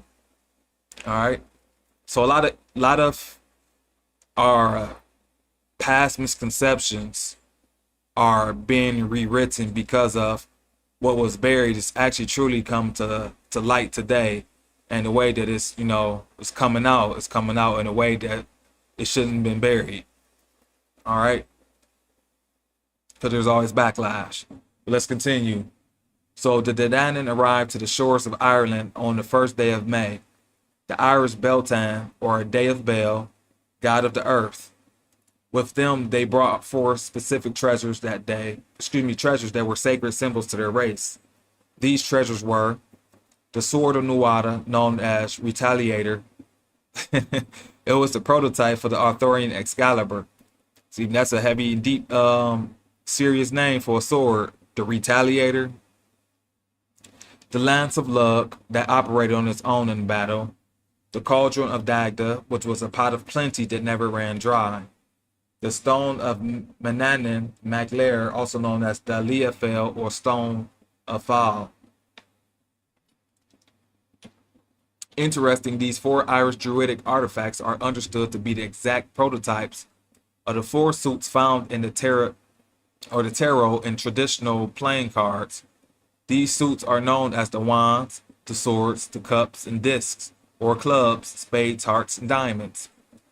There were 4 cities in which the Tuatha De Danann learned wisdom and magic. These are the names of the cities: Felius and Findius, Boreas and Morius. From Felius was brought to Leafel, which is at Tara, and which used to cry out under each king who assumed the sovereignty of Ireland. From Boreas was brought the sword which belonged to Nuada. From Findius was brought the spear of luck, and from Morius was brought the cauldron of Dagda. No battle was maintained against the spear of luck or against him who had it in his hand. No one escaped from the sword of Nuada after he had been wounded by it, and when it was drawn from its warlike scabbard, no one could resist against him who had it in his hand.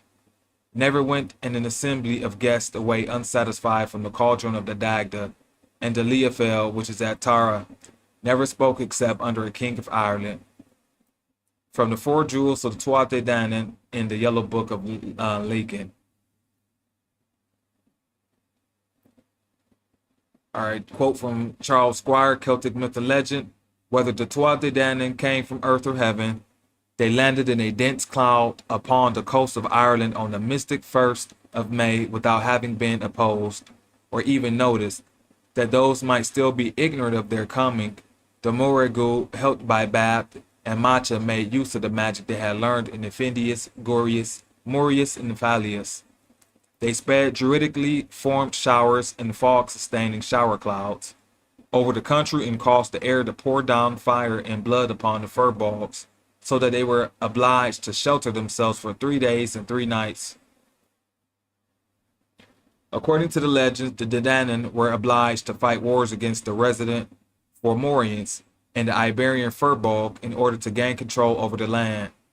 The conflict with the Firbolg commenced in Western Ireland in what is now Country Sligo. The Danann and Firbolg were of the same race, and after the combat, Ireland was divided between them. It was on Midsummer Day that the opposing armies at last met.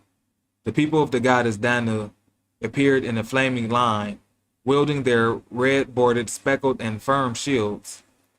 Opposite to them were ranged the Firbolgs, sparkling, brilliant, and flaming with their swords, spears, blades, and trowel spears. Charles Squire, Celtic Myth and Legend. The Firbolg get their name from fir, meaning men, and Bel, meaning fair or beautiful, or Belos, meaning shining or bright. They even have been worshippers of the primordial Irish god Bel. Given that this is the origin of their name, it is logically follows that the Bolg and their two related tribes, the Fir Gallium and the Fir Daman, had evacuated their ancient homeland and made their to those regions today known as Greece and Bulgaria. We believe the word Bulgaria is derived from the name of the Firbolg, and some evidence exists to suggest that this Irish race did play a significant role in the development of that land's ancient culture.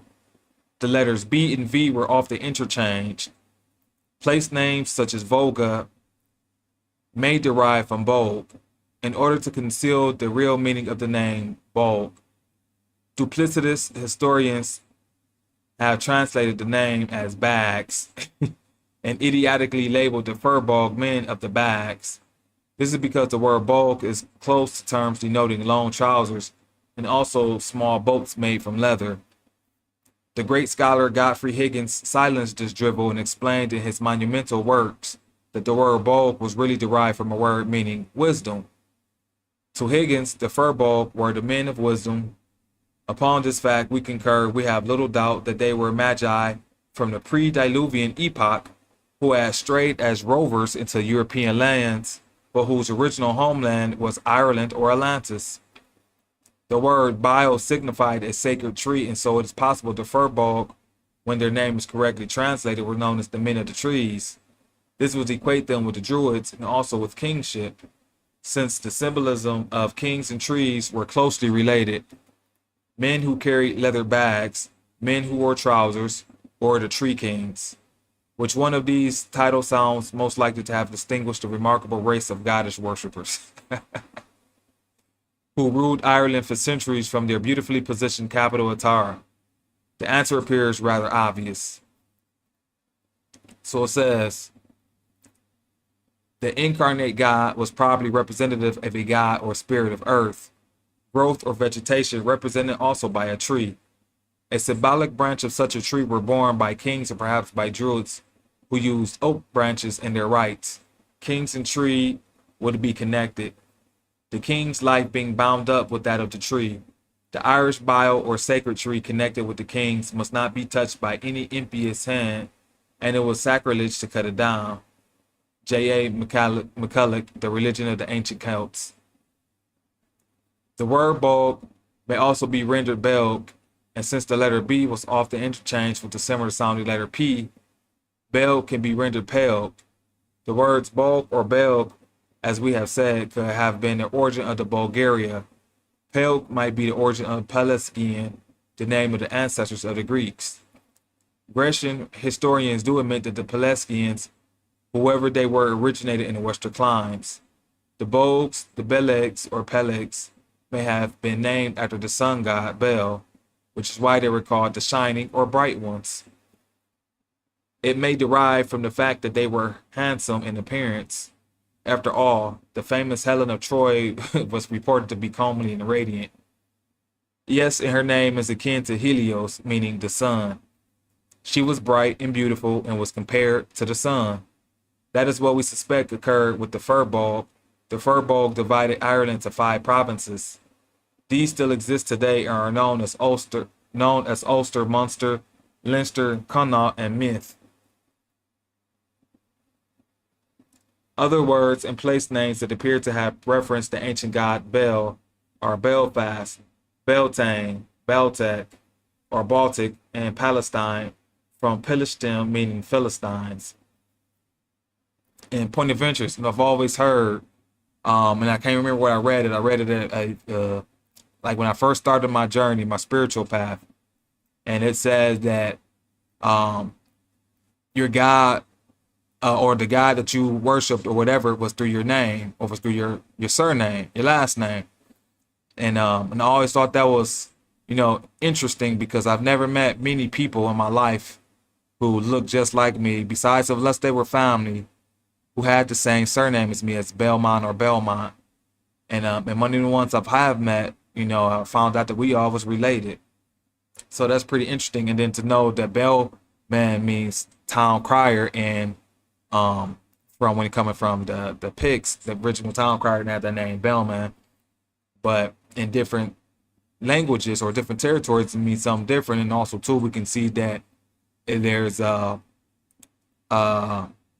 veil within the names themselves that ties back to the god who was also named to that title. So Bel, or in my case, Bellman or Belmont, is also tied back to referencing ancient god Bel. And what is I'm doing up here? What is my purpose? And what I've always been known as? I've always been known as handsome, and I've always been known as bright. Now, I'm not trying to toot my own horn, but I have been told and known as these things. So it goes to show that words do hold a frequency and a vibration that the bearer will 9 times out of 10 exemplify. So according to texts dating from the 11th century, the Tuatha De Danann's battle with the Fomorians, known in Gaelic as Mag Tuatha De Nabeth Fomoic, because it was fought on the northern plain of Moatura in County Sligo, proved to be a different kettle of fish to that which occurred between them, the Furbolg. For one thing, it has involved years of concerted methodical preparation under direction of the sun god Lug, or Lug. Apparently, the Fomorians were a devilish hybrid race, similar to the Titans, who had harassed every tribe that had attempted to seek refuge on Ireland. They had decimated the children of Partholon, who were allegedly buried in the plague graves outside Dublin, and had harassed the Medians to the point of annihilations. The Iberians, Furbolg, were able to resist Fomorian assaults due to their larger numbers, but had never successfully defeated them in battle. The Fomorian princes had their headquarters on Tory Island, north of Derry City in County Donegal, which means place of the strangers or foreigners. Their name allegedly derives from the Gaelic famhair or Welsh for, meaning giant, and from fo, under, or more, sea. However, the name probably derives from Fomorio, meaning great ones. The name of their king, Elathan, has been connected to words that mean knowledge. We conclude that the Fomorians were not from under the sea, but from civilizations that had sunk beneath the sea. The legends state that 2 Fomorian kings, Mark and Conan, had built what is clearly described as a glass tower upon Tory Island. From this tower, Mark and Conan, from this tower they kept a close watch over the mainland by way of a magic crystal lens. Although the majority of the kings and chiefs of the Fomorians were hideous in physical aspect, their king Elathan was considered the most beautiful of beings. His son Breus was also known as the Beautiful. Breus' mother was a Dedanan, and by way of her he had legitimate claim to the throne of the children of Danu. After attaining the throne, he sided with his father's race and hard-pressed the Dedanan by taxes and unfair judgments.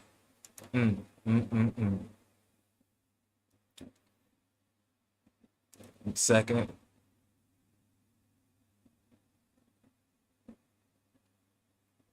Exactly, Brother McGarrell. But that just means that who these people say were these folks aren't the true people, if that was the case. Which we know, like I said, because of what happened during the time before the Great Deluge. Before the Great Deluge, Saturn was known as the Great Father. He was also known as what we also call Anu. That's Uranus. Uranus was known as Anu. But Saturn was also too known as Anu.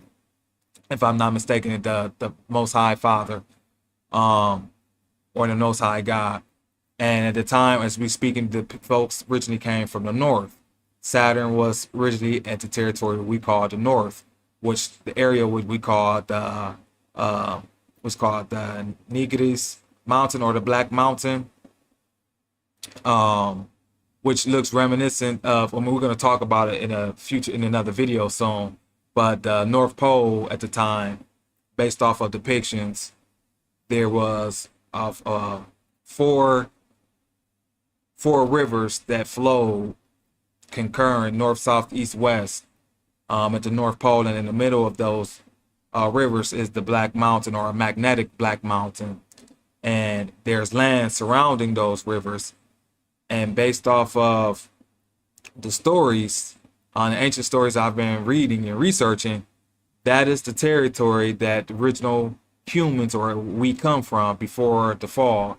And at that time, Saturn was above, as known as the primeval or the first sun. So the name Bel actually referenced Saturn. Saturn, known as who's El. So you remove the B and you get L. It's tying back to the Bel, who's known as the primeval sun, the first sun. So the sun that we see actually out there in the sky now was actually not who they titled the primeval sun, or who was known as Helios. The sun who, or the heavenly body that received that title, was actually who we call today Saturn, who is also known as Cronus, and other epithets as well. But for what we know today, we're going to say planet Saturn. And it wasn't just a so-called planet, but they said that there was a civilization, because Saturn, or what's around Saturn, I'm just going out there based off of theories and what I've read, that was heaven. So Saturn, or whatever in the territory up in the time, how the planet was and how we saw things, that was heaven. And there were beings up there who came down, as above, so below, as within, so without. So we wanted to make our planet, or they wanted to make the planets we have down here, of reference as above. So where we come from look just like here. And the original kings in that time, and the way the light that was on the planet, we were bigger. This is where we got the Titans from. This is where how we got the magic and all these stories about, heroes and heroines and things of that nature, all come from that time, which they call the Golden Age. So Atlantis and all these, Lemuria, all of these were actually going to the time of so-called ancient, the Golden Age. And I'm trying to get to, so that's where the name or the title Bel comes from. It actually comes from Saturn. So, so the original kings at that time, because Saturn represents what? He represents the color black, darkness. So the original kings at the time on the planet would clearly fit the archetype of what they call, or what they say Saturn is, and what they say Saturn rules today. And that is the dark people, or those who are known as the dark or black people here on the planet, or the heavy melanated people on the planet. So those are the people who actually be underneath the title Bel. As you can see, my surname, Belmont, today, which, like I said, I haven't seen too many people who have that. And if they did, it'd be those who I'm related to, because these names, or many of our surnames or free names, are actually hereditary names. So not everyone will have it. Only those who are by kin or by blood will have it, or who come from those territories traditionally. All right, so let's see where we left off at.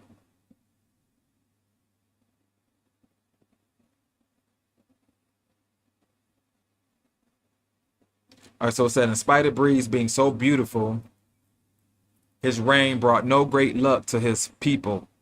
For the Fomor, whose dwelling place was beyond the sea, or as some say, below the sea, westward, began putting tribute on them, the way they would get them under their own rule. It was a long time before that the Fomor came first to Ireland. Dreadful they were to look at in Maine. Lady Gregory, Gods and Fighting Men, 1904. For 7 years, Lug or Luke had the Danan practice to prepare for this Gaelic Mahabharata.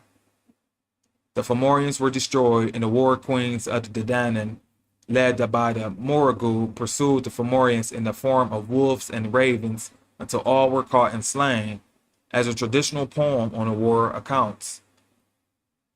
Over his head is shrinking, a lean hag quickly hopping over the points of the weapons and shields. She is the gray-haired Morrigu. During the war with the Fomorians that commenced in the sign of Scorpio at the eve of Samhain, that's Halloween, the Danann conjured the existence of the earth itself. The mountains, rivers, and lakes came to their assistance and obeyed the commands of the Danann magi and poets. We were hurled by our magic arts, replied Mafgan, the head sorcerer, the 12 mountains of Ireland at the Fomors. These mountains will be Slive League, Denna Ulit, the Morn Mountains, Bree Ruri, Slive Bloom, Slive Snakta, Slemish, Blind Sleop, Nefin, Sleop Maku, Belgodan, Sagas, and Korkan Agel. We will hide away by magic the 12 chief lakes and the 12 chief rivers of Ireland from the Fomors, so they shall not be able to find any water. However thirsty they may be, those waters will conceal themselves from the Fomors, so they shall not get a drop, while they will give drink to the people of the goddess of Danu, or Dana, as long as the war lasts, even if it is 7 years. And they told Lug or Lug that the 12 chief lakes were Laug Durg, Laug Dominic, Laug Corib, and Laug Re, Laug Mask, Strangford Laug, Laug Laic, Laug Neok, Laug Foil, Laug Gara, Laug Riic, and Marlik, and that the 12 chief rivers were the Bush, the Boyne, the Ban, the Nim, the Lee, the Shannon, the Moy, the Ern, the Finn, the Liffey, the Sewer. And that's from the Celtic Myth and Legend by Charles Squire. So they were utilizing the earth, like they said, to help them in regards to their fight that was taking place against the Fomors.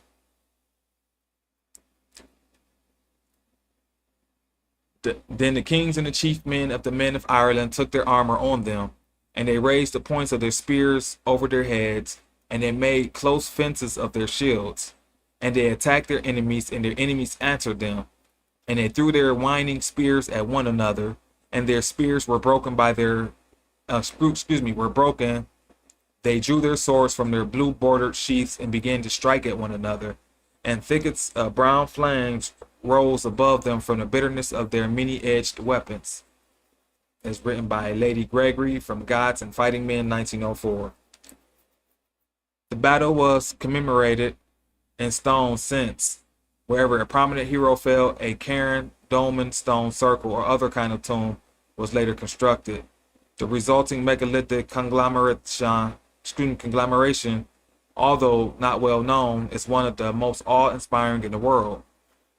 Many of the sites have been desecrated, and over the years, local farmers have plundered the various Danann tombs of their large rocks and stones in order to bolster the walls between their pastures and for the building of nearby houses and churches.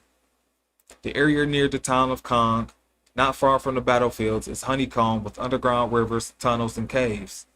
These locations have been considered sacred haunts for the fairy and the preternatural she. The preternatural she, Megalithic structures of almost every kind are found among them. Stone cairns with dolmens in their interiors, dolmens standing open and alone, dolmens surrounded by 1, 2, or 3 circles of stones, and circles without dolmens.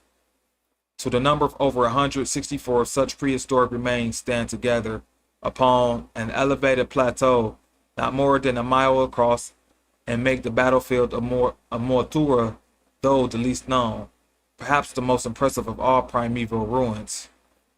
What they really commemorated, we may never know, but in all probability, the place was the scene of some of the important and decisive early battle.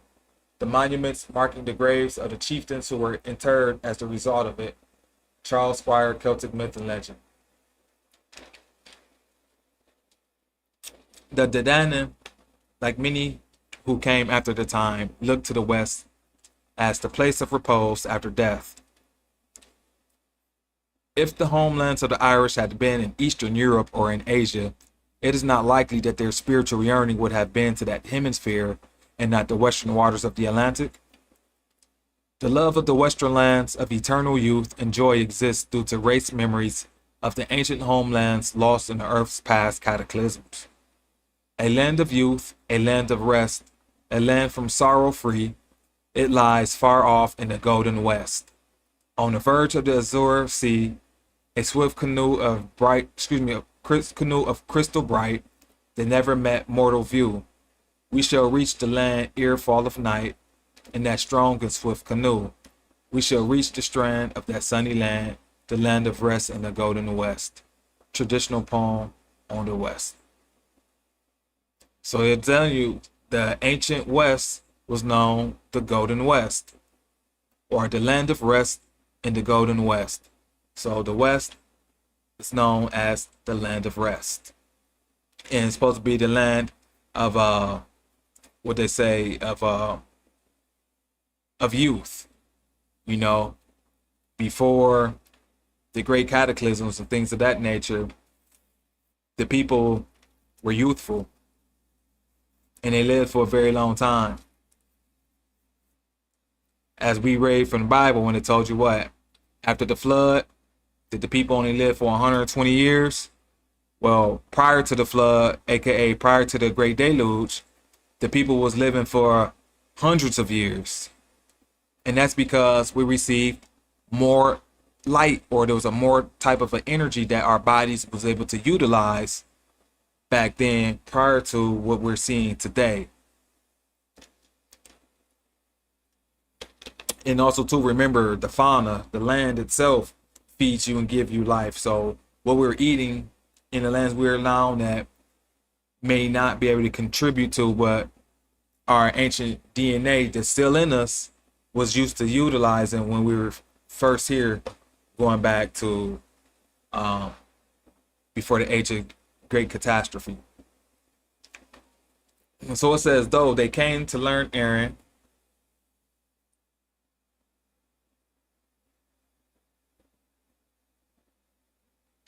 though they came to learn Aaron without buoyant, adventurous ships, no man in creation knew whether they were of the earth or of the sky. From the book of Belmont, a poem of the Danann. After their hard-won victory, the Danann gathered their people to the nearby mountains and proclaimed thanks to their goddess. The war queen Bab, the prototype for the Egyptian goddess Mut, offered forth a striking prophecy about future ages, the twilight of the gods, and the falling off of spirituality and morality. Pause. And that's what's going on now. So they foretold, they knew this was going to happen in regards to what's going on right now in the West, about how a lot of our people fail in morality and spirituality. Her vision and words are uncannily similar to those preserved by the Skalds in the Norse Edda and by the Hindus in the post-Vedic Puranas. Then she added a prophecy in which she foretold the approaching end of the divine age and the coming of a new one, in which the summers would be flowerless, the cows milkless and the women shameless and the men strengthless, in which there would be trees without fruit and seas without fish. When old men would give false judgments and legislators would make unjust laws, when warriors would betray one another and men would be thieves, and there would be no more virtue in the world. Prophecy about the war queen of the Tuatha. Then saw she made in heavy streams men, foul murderers and perjurers, and them who others' wives seduced to sin. Brothers slay brothers, sisters' children shed each other's blood. Hard is the world, sensual sin grows huge.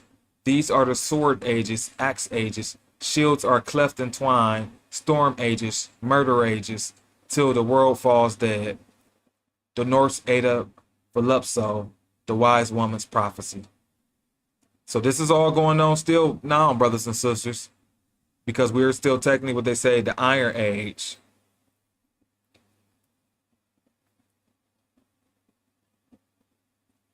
There would be contemporary monarchs reigning over the earth, kings of churlish spirit, violent temper, and ever addicted to falsehood and wickedness. They would inflict death on women, children, and cows. They will seize upon the property of their subjects and be intent upon the wives of others. They will be of unlimited power, Their lives will be short, their desires insatiable. People of various countries intermingling with them will follow their example. Wealth and piety will decrease until the world will be wholly depraved. Property alone will confer rank. Wealth will be the only source of devotion. Passion will be the sole bound of union between the sexes. Falsehood will be the only means of success in litigation, and women will be objects merely of sensual gratification. External types will be the only distinction of the several orders of life. A man if rich will be reputed pure. Dishonesty, anyaya will be the universal means of substance, which is going on now. Weakness, the cause of dependence. Minutes and presumption will be substituted for learning. Minutes and presumption will be substituted for learning. Liberality will be devotion. Mutual assent, marriage, fine, clothes, dignity. He who is the strongest will reign. The people, unable to bear the heavy burthen, the load of taxes, will take refuge among the valleys. Thus, in the Kali age, will decay constantly proceed until the human race approaches its annihilation. Pralaya, the Vishnu Purana. Clearly, it is not the interest of the powers behind government religion for us to realize that culture originated in the Western climes and from the pre-Diluvian civilizations of Atlantis and Lemuria. The desire of the Vatican mythographers was to falsely situate the seat of culture in the Middle East and as far away from the Atlantic zone as possible. These mythographers knew full well that Ireland, Erie or Irie, was a remnant of Atlantis and that its primordial megalithic inhabitants had been evacuated to the continent en masse. If we therefore find, as we do, apparently Semitic symbols all over the lands of Europe, we do so because they came here due to the earlier traversals of Western peoples. The peoples and kingdoms referred to in the Bible and supposed by commentators to be in the East are actually to be found in the West. That's coming from Anna Wilkes, Ireland, of the Chaldees, 1873. It should be our effort to show that not only Celtic tongues and literature, but the histories of distinct nations point all in the one direction, and that the materials of modern science are daily contributing to the proof of prehistoric Europe being the seat of many places and peoples mentioned in the Holy Writ. That's Ibid. One of the aims of the propaganda for spreading misinformation regarding Ireland was to create an impression, because of the similarity between the customs of the Irish and those of the Hindus, that the Irish and their customs came from the East. And that's quoted by Conor McDarry. The Eastern peoples who brought such customs and the symbols along them in later migrations already had them due to similar commerce within tribes from the West. This latter scenario has been thoroughly covered up in favor of the former thesis that centers the answers on the East to West migrations. Although this explanation may answer a few puzzles, it leaves many more unsolved. For each revelation, we get a dozen other historical puzzles to befuddle us, and this is what the fabricators of history have long desired. Men are never meant to find the truth of their origins. Men are meant to be forever chasing false leads. The works and vagrant ideas of the fabricators are given the limelight, and year after year, decade after decade, we are compelled, for the lack of right diet, to ingest their desolate and problematic theories. And right there to the left, we see what they call the great megalithic hinges, often being described as doorways or portals. The word door comes from dower, which meant Druid. All right, and these are the Druids, or imagery of some what they describe as Druids. All the while, the reason of man is violated, and all the while, world slips further into apathy and decadence. The chaotic state of the world and of man's consciousness is a legacy. It is a consequence of ages of lies and deception. It is time to do something about it. It is time to reestablish the fact that it was Ireland and not Rome that was, as the historians love to assert, the vagina gentium, or womb of nations. The Romans, who rose to fall into the oblivion in historical instant, were not the fathers of civilization any more than the Greeks were. Those who have professed such lies and who do so still are either sorely misinformed or deliberately duplicitous. What we need to remember is that the Greek civilization only began in earnest as late as 800 BC, after they adopted the Phoenician, the Cadmean alphabet system. During the time of Homer, 8th century BC, the known world of the Greeks was from their own country to Italy and nearby parts of Egypt and the Middle East. All in all, not very far, school books remind us of the fantastic reports of Greek traveler and historian Herodotus, 484-425 BC, concerning life forms beyond the known horizon. Our point is that the Greek civilization and the first Grecian journalism on foreign parts came centuries after the rise of the Irish and their worldwide civilization. It says Herodotus, the so-called father of history, lived and wrote in the 5th century BC. Very late in the day, he was the first to mention the so-called Celts, but his information was paltry. The religion and gods of these Celts was first mentioned by Greek historian Timaeus in the 3rd century BC, but it was nothing more than one short sentence. That's horrible. He did at least take the trouble to visit Egypt to gather his stories, unlike Greeks before him who simply repeated gossip derived at the local dock from sailors and merchants. However, the farther Herodotus progresses from Greece, the less reliable and more wild his tales become. On the northern edge of Asia, he describes a people who have hooves like goats, eat their dead fathers, and sleep 6 months of the year. Philip Freeman, the philosopher and the Druids. The early Greek writers knew little of Eastern Europe, and Herodotus could only inform us that the western extremity was occupied by a people whom he terms the Sanatai, and that all the countries next to them were said to be by the Celtai, or the Celts, and he had an indistinct notion of the British Isles. Another Greek historian, Polybius, who wrote very little more than 150 years before the Christian era, adds nothing to our knowledge on the subject. So it's saying that the Greeks didn't know anything, and whatever they did know, they were getting from second, third hand accounts from merchants who were travelers who probably didn't even know.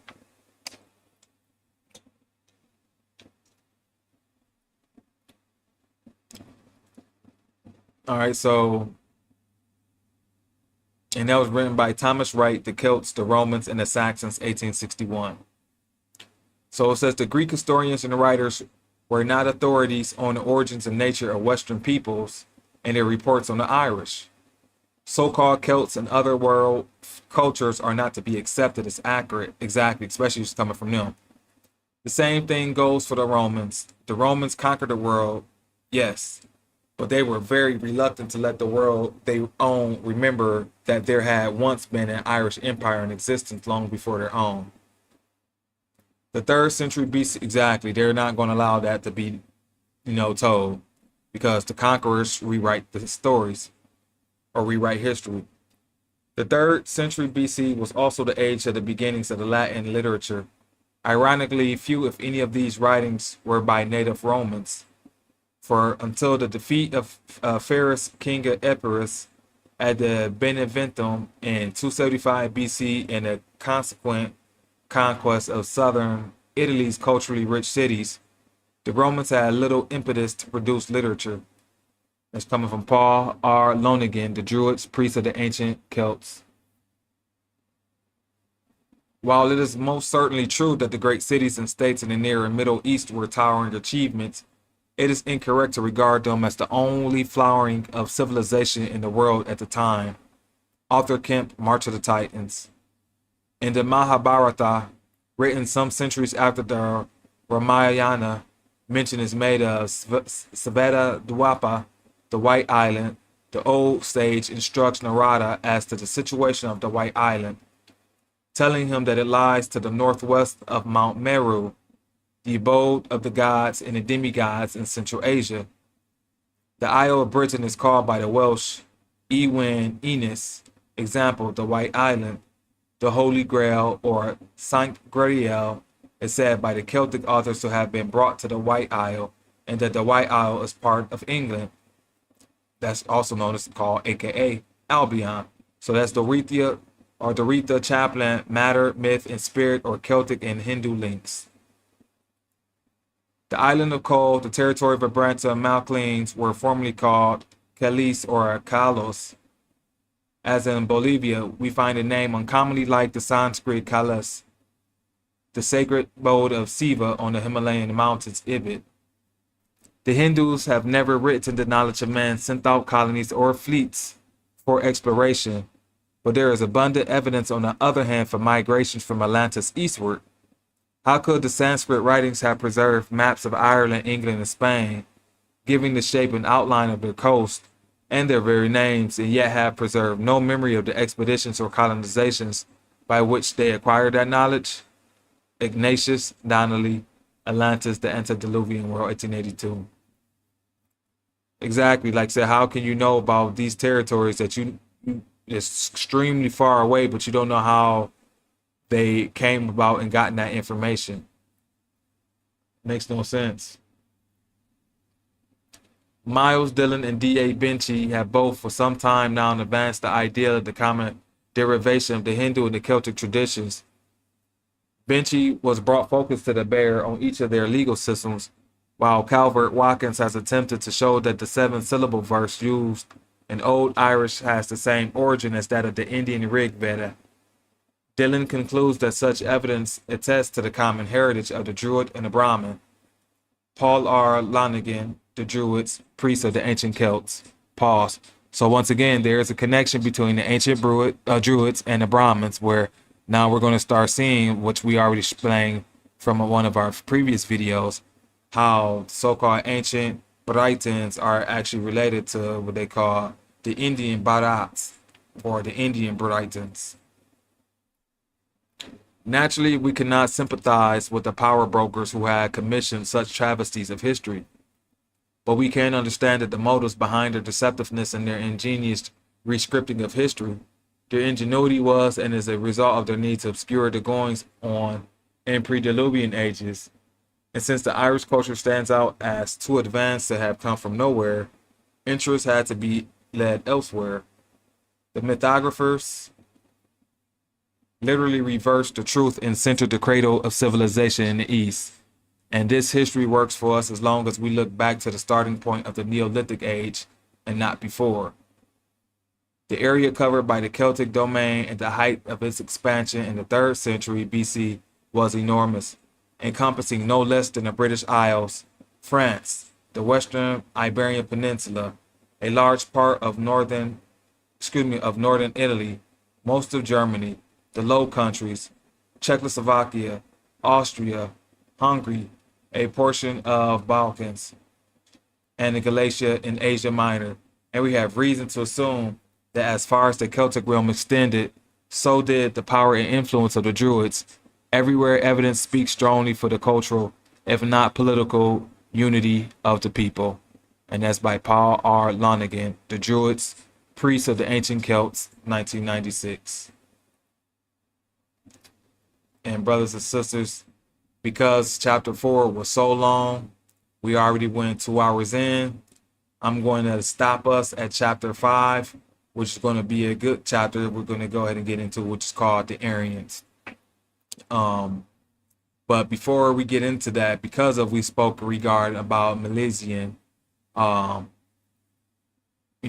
since we are, I'll talk about another video. But I'm going to talk a little bit about my genealogy in the next video that ties into what we've been talking about so far about the Irish origins of civilization, volume 1, as well as the previous videos that we have been doing regarding about the Irish. And that's why what's going on, we're talking about so much about nature, is intertwined to going back to who we were or who we are still, regards to as the descendants of the so-called ancient Druids, or going back to the descendants of the ancient Atlanteans, or however we would like to slice and dice it.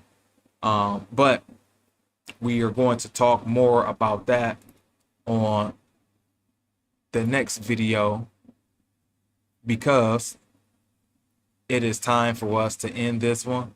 So for those of you who are just now, once again, got an opportunity to come and check out this channel, I appreciate you. I thank you for staying. Thank you again, Brother McGarrell from the House of McGarrell. As always, Noble, it is a pleasure and honor to have you here.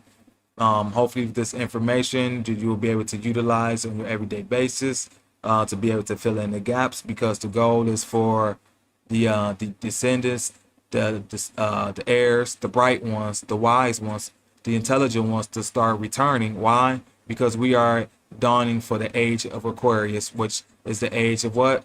Of knowledge, because he is the water bearer. So we're right on time in regards to who we are and what it is that we're supposed to be doing. And as we come together as brothers and sisters in kind and in common, we will see that we are right on schedule. So with that being said, I love you. Please don't forget to like, share, subscribe.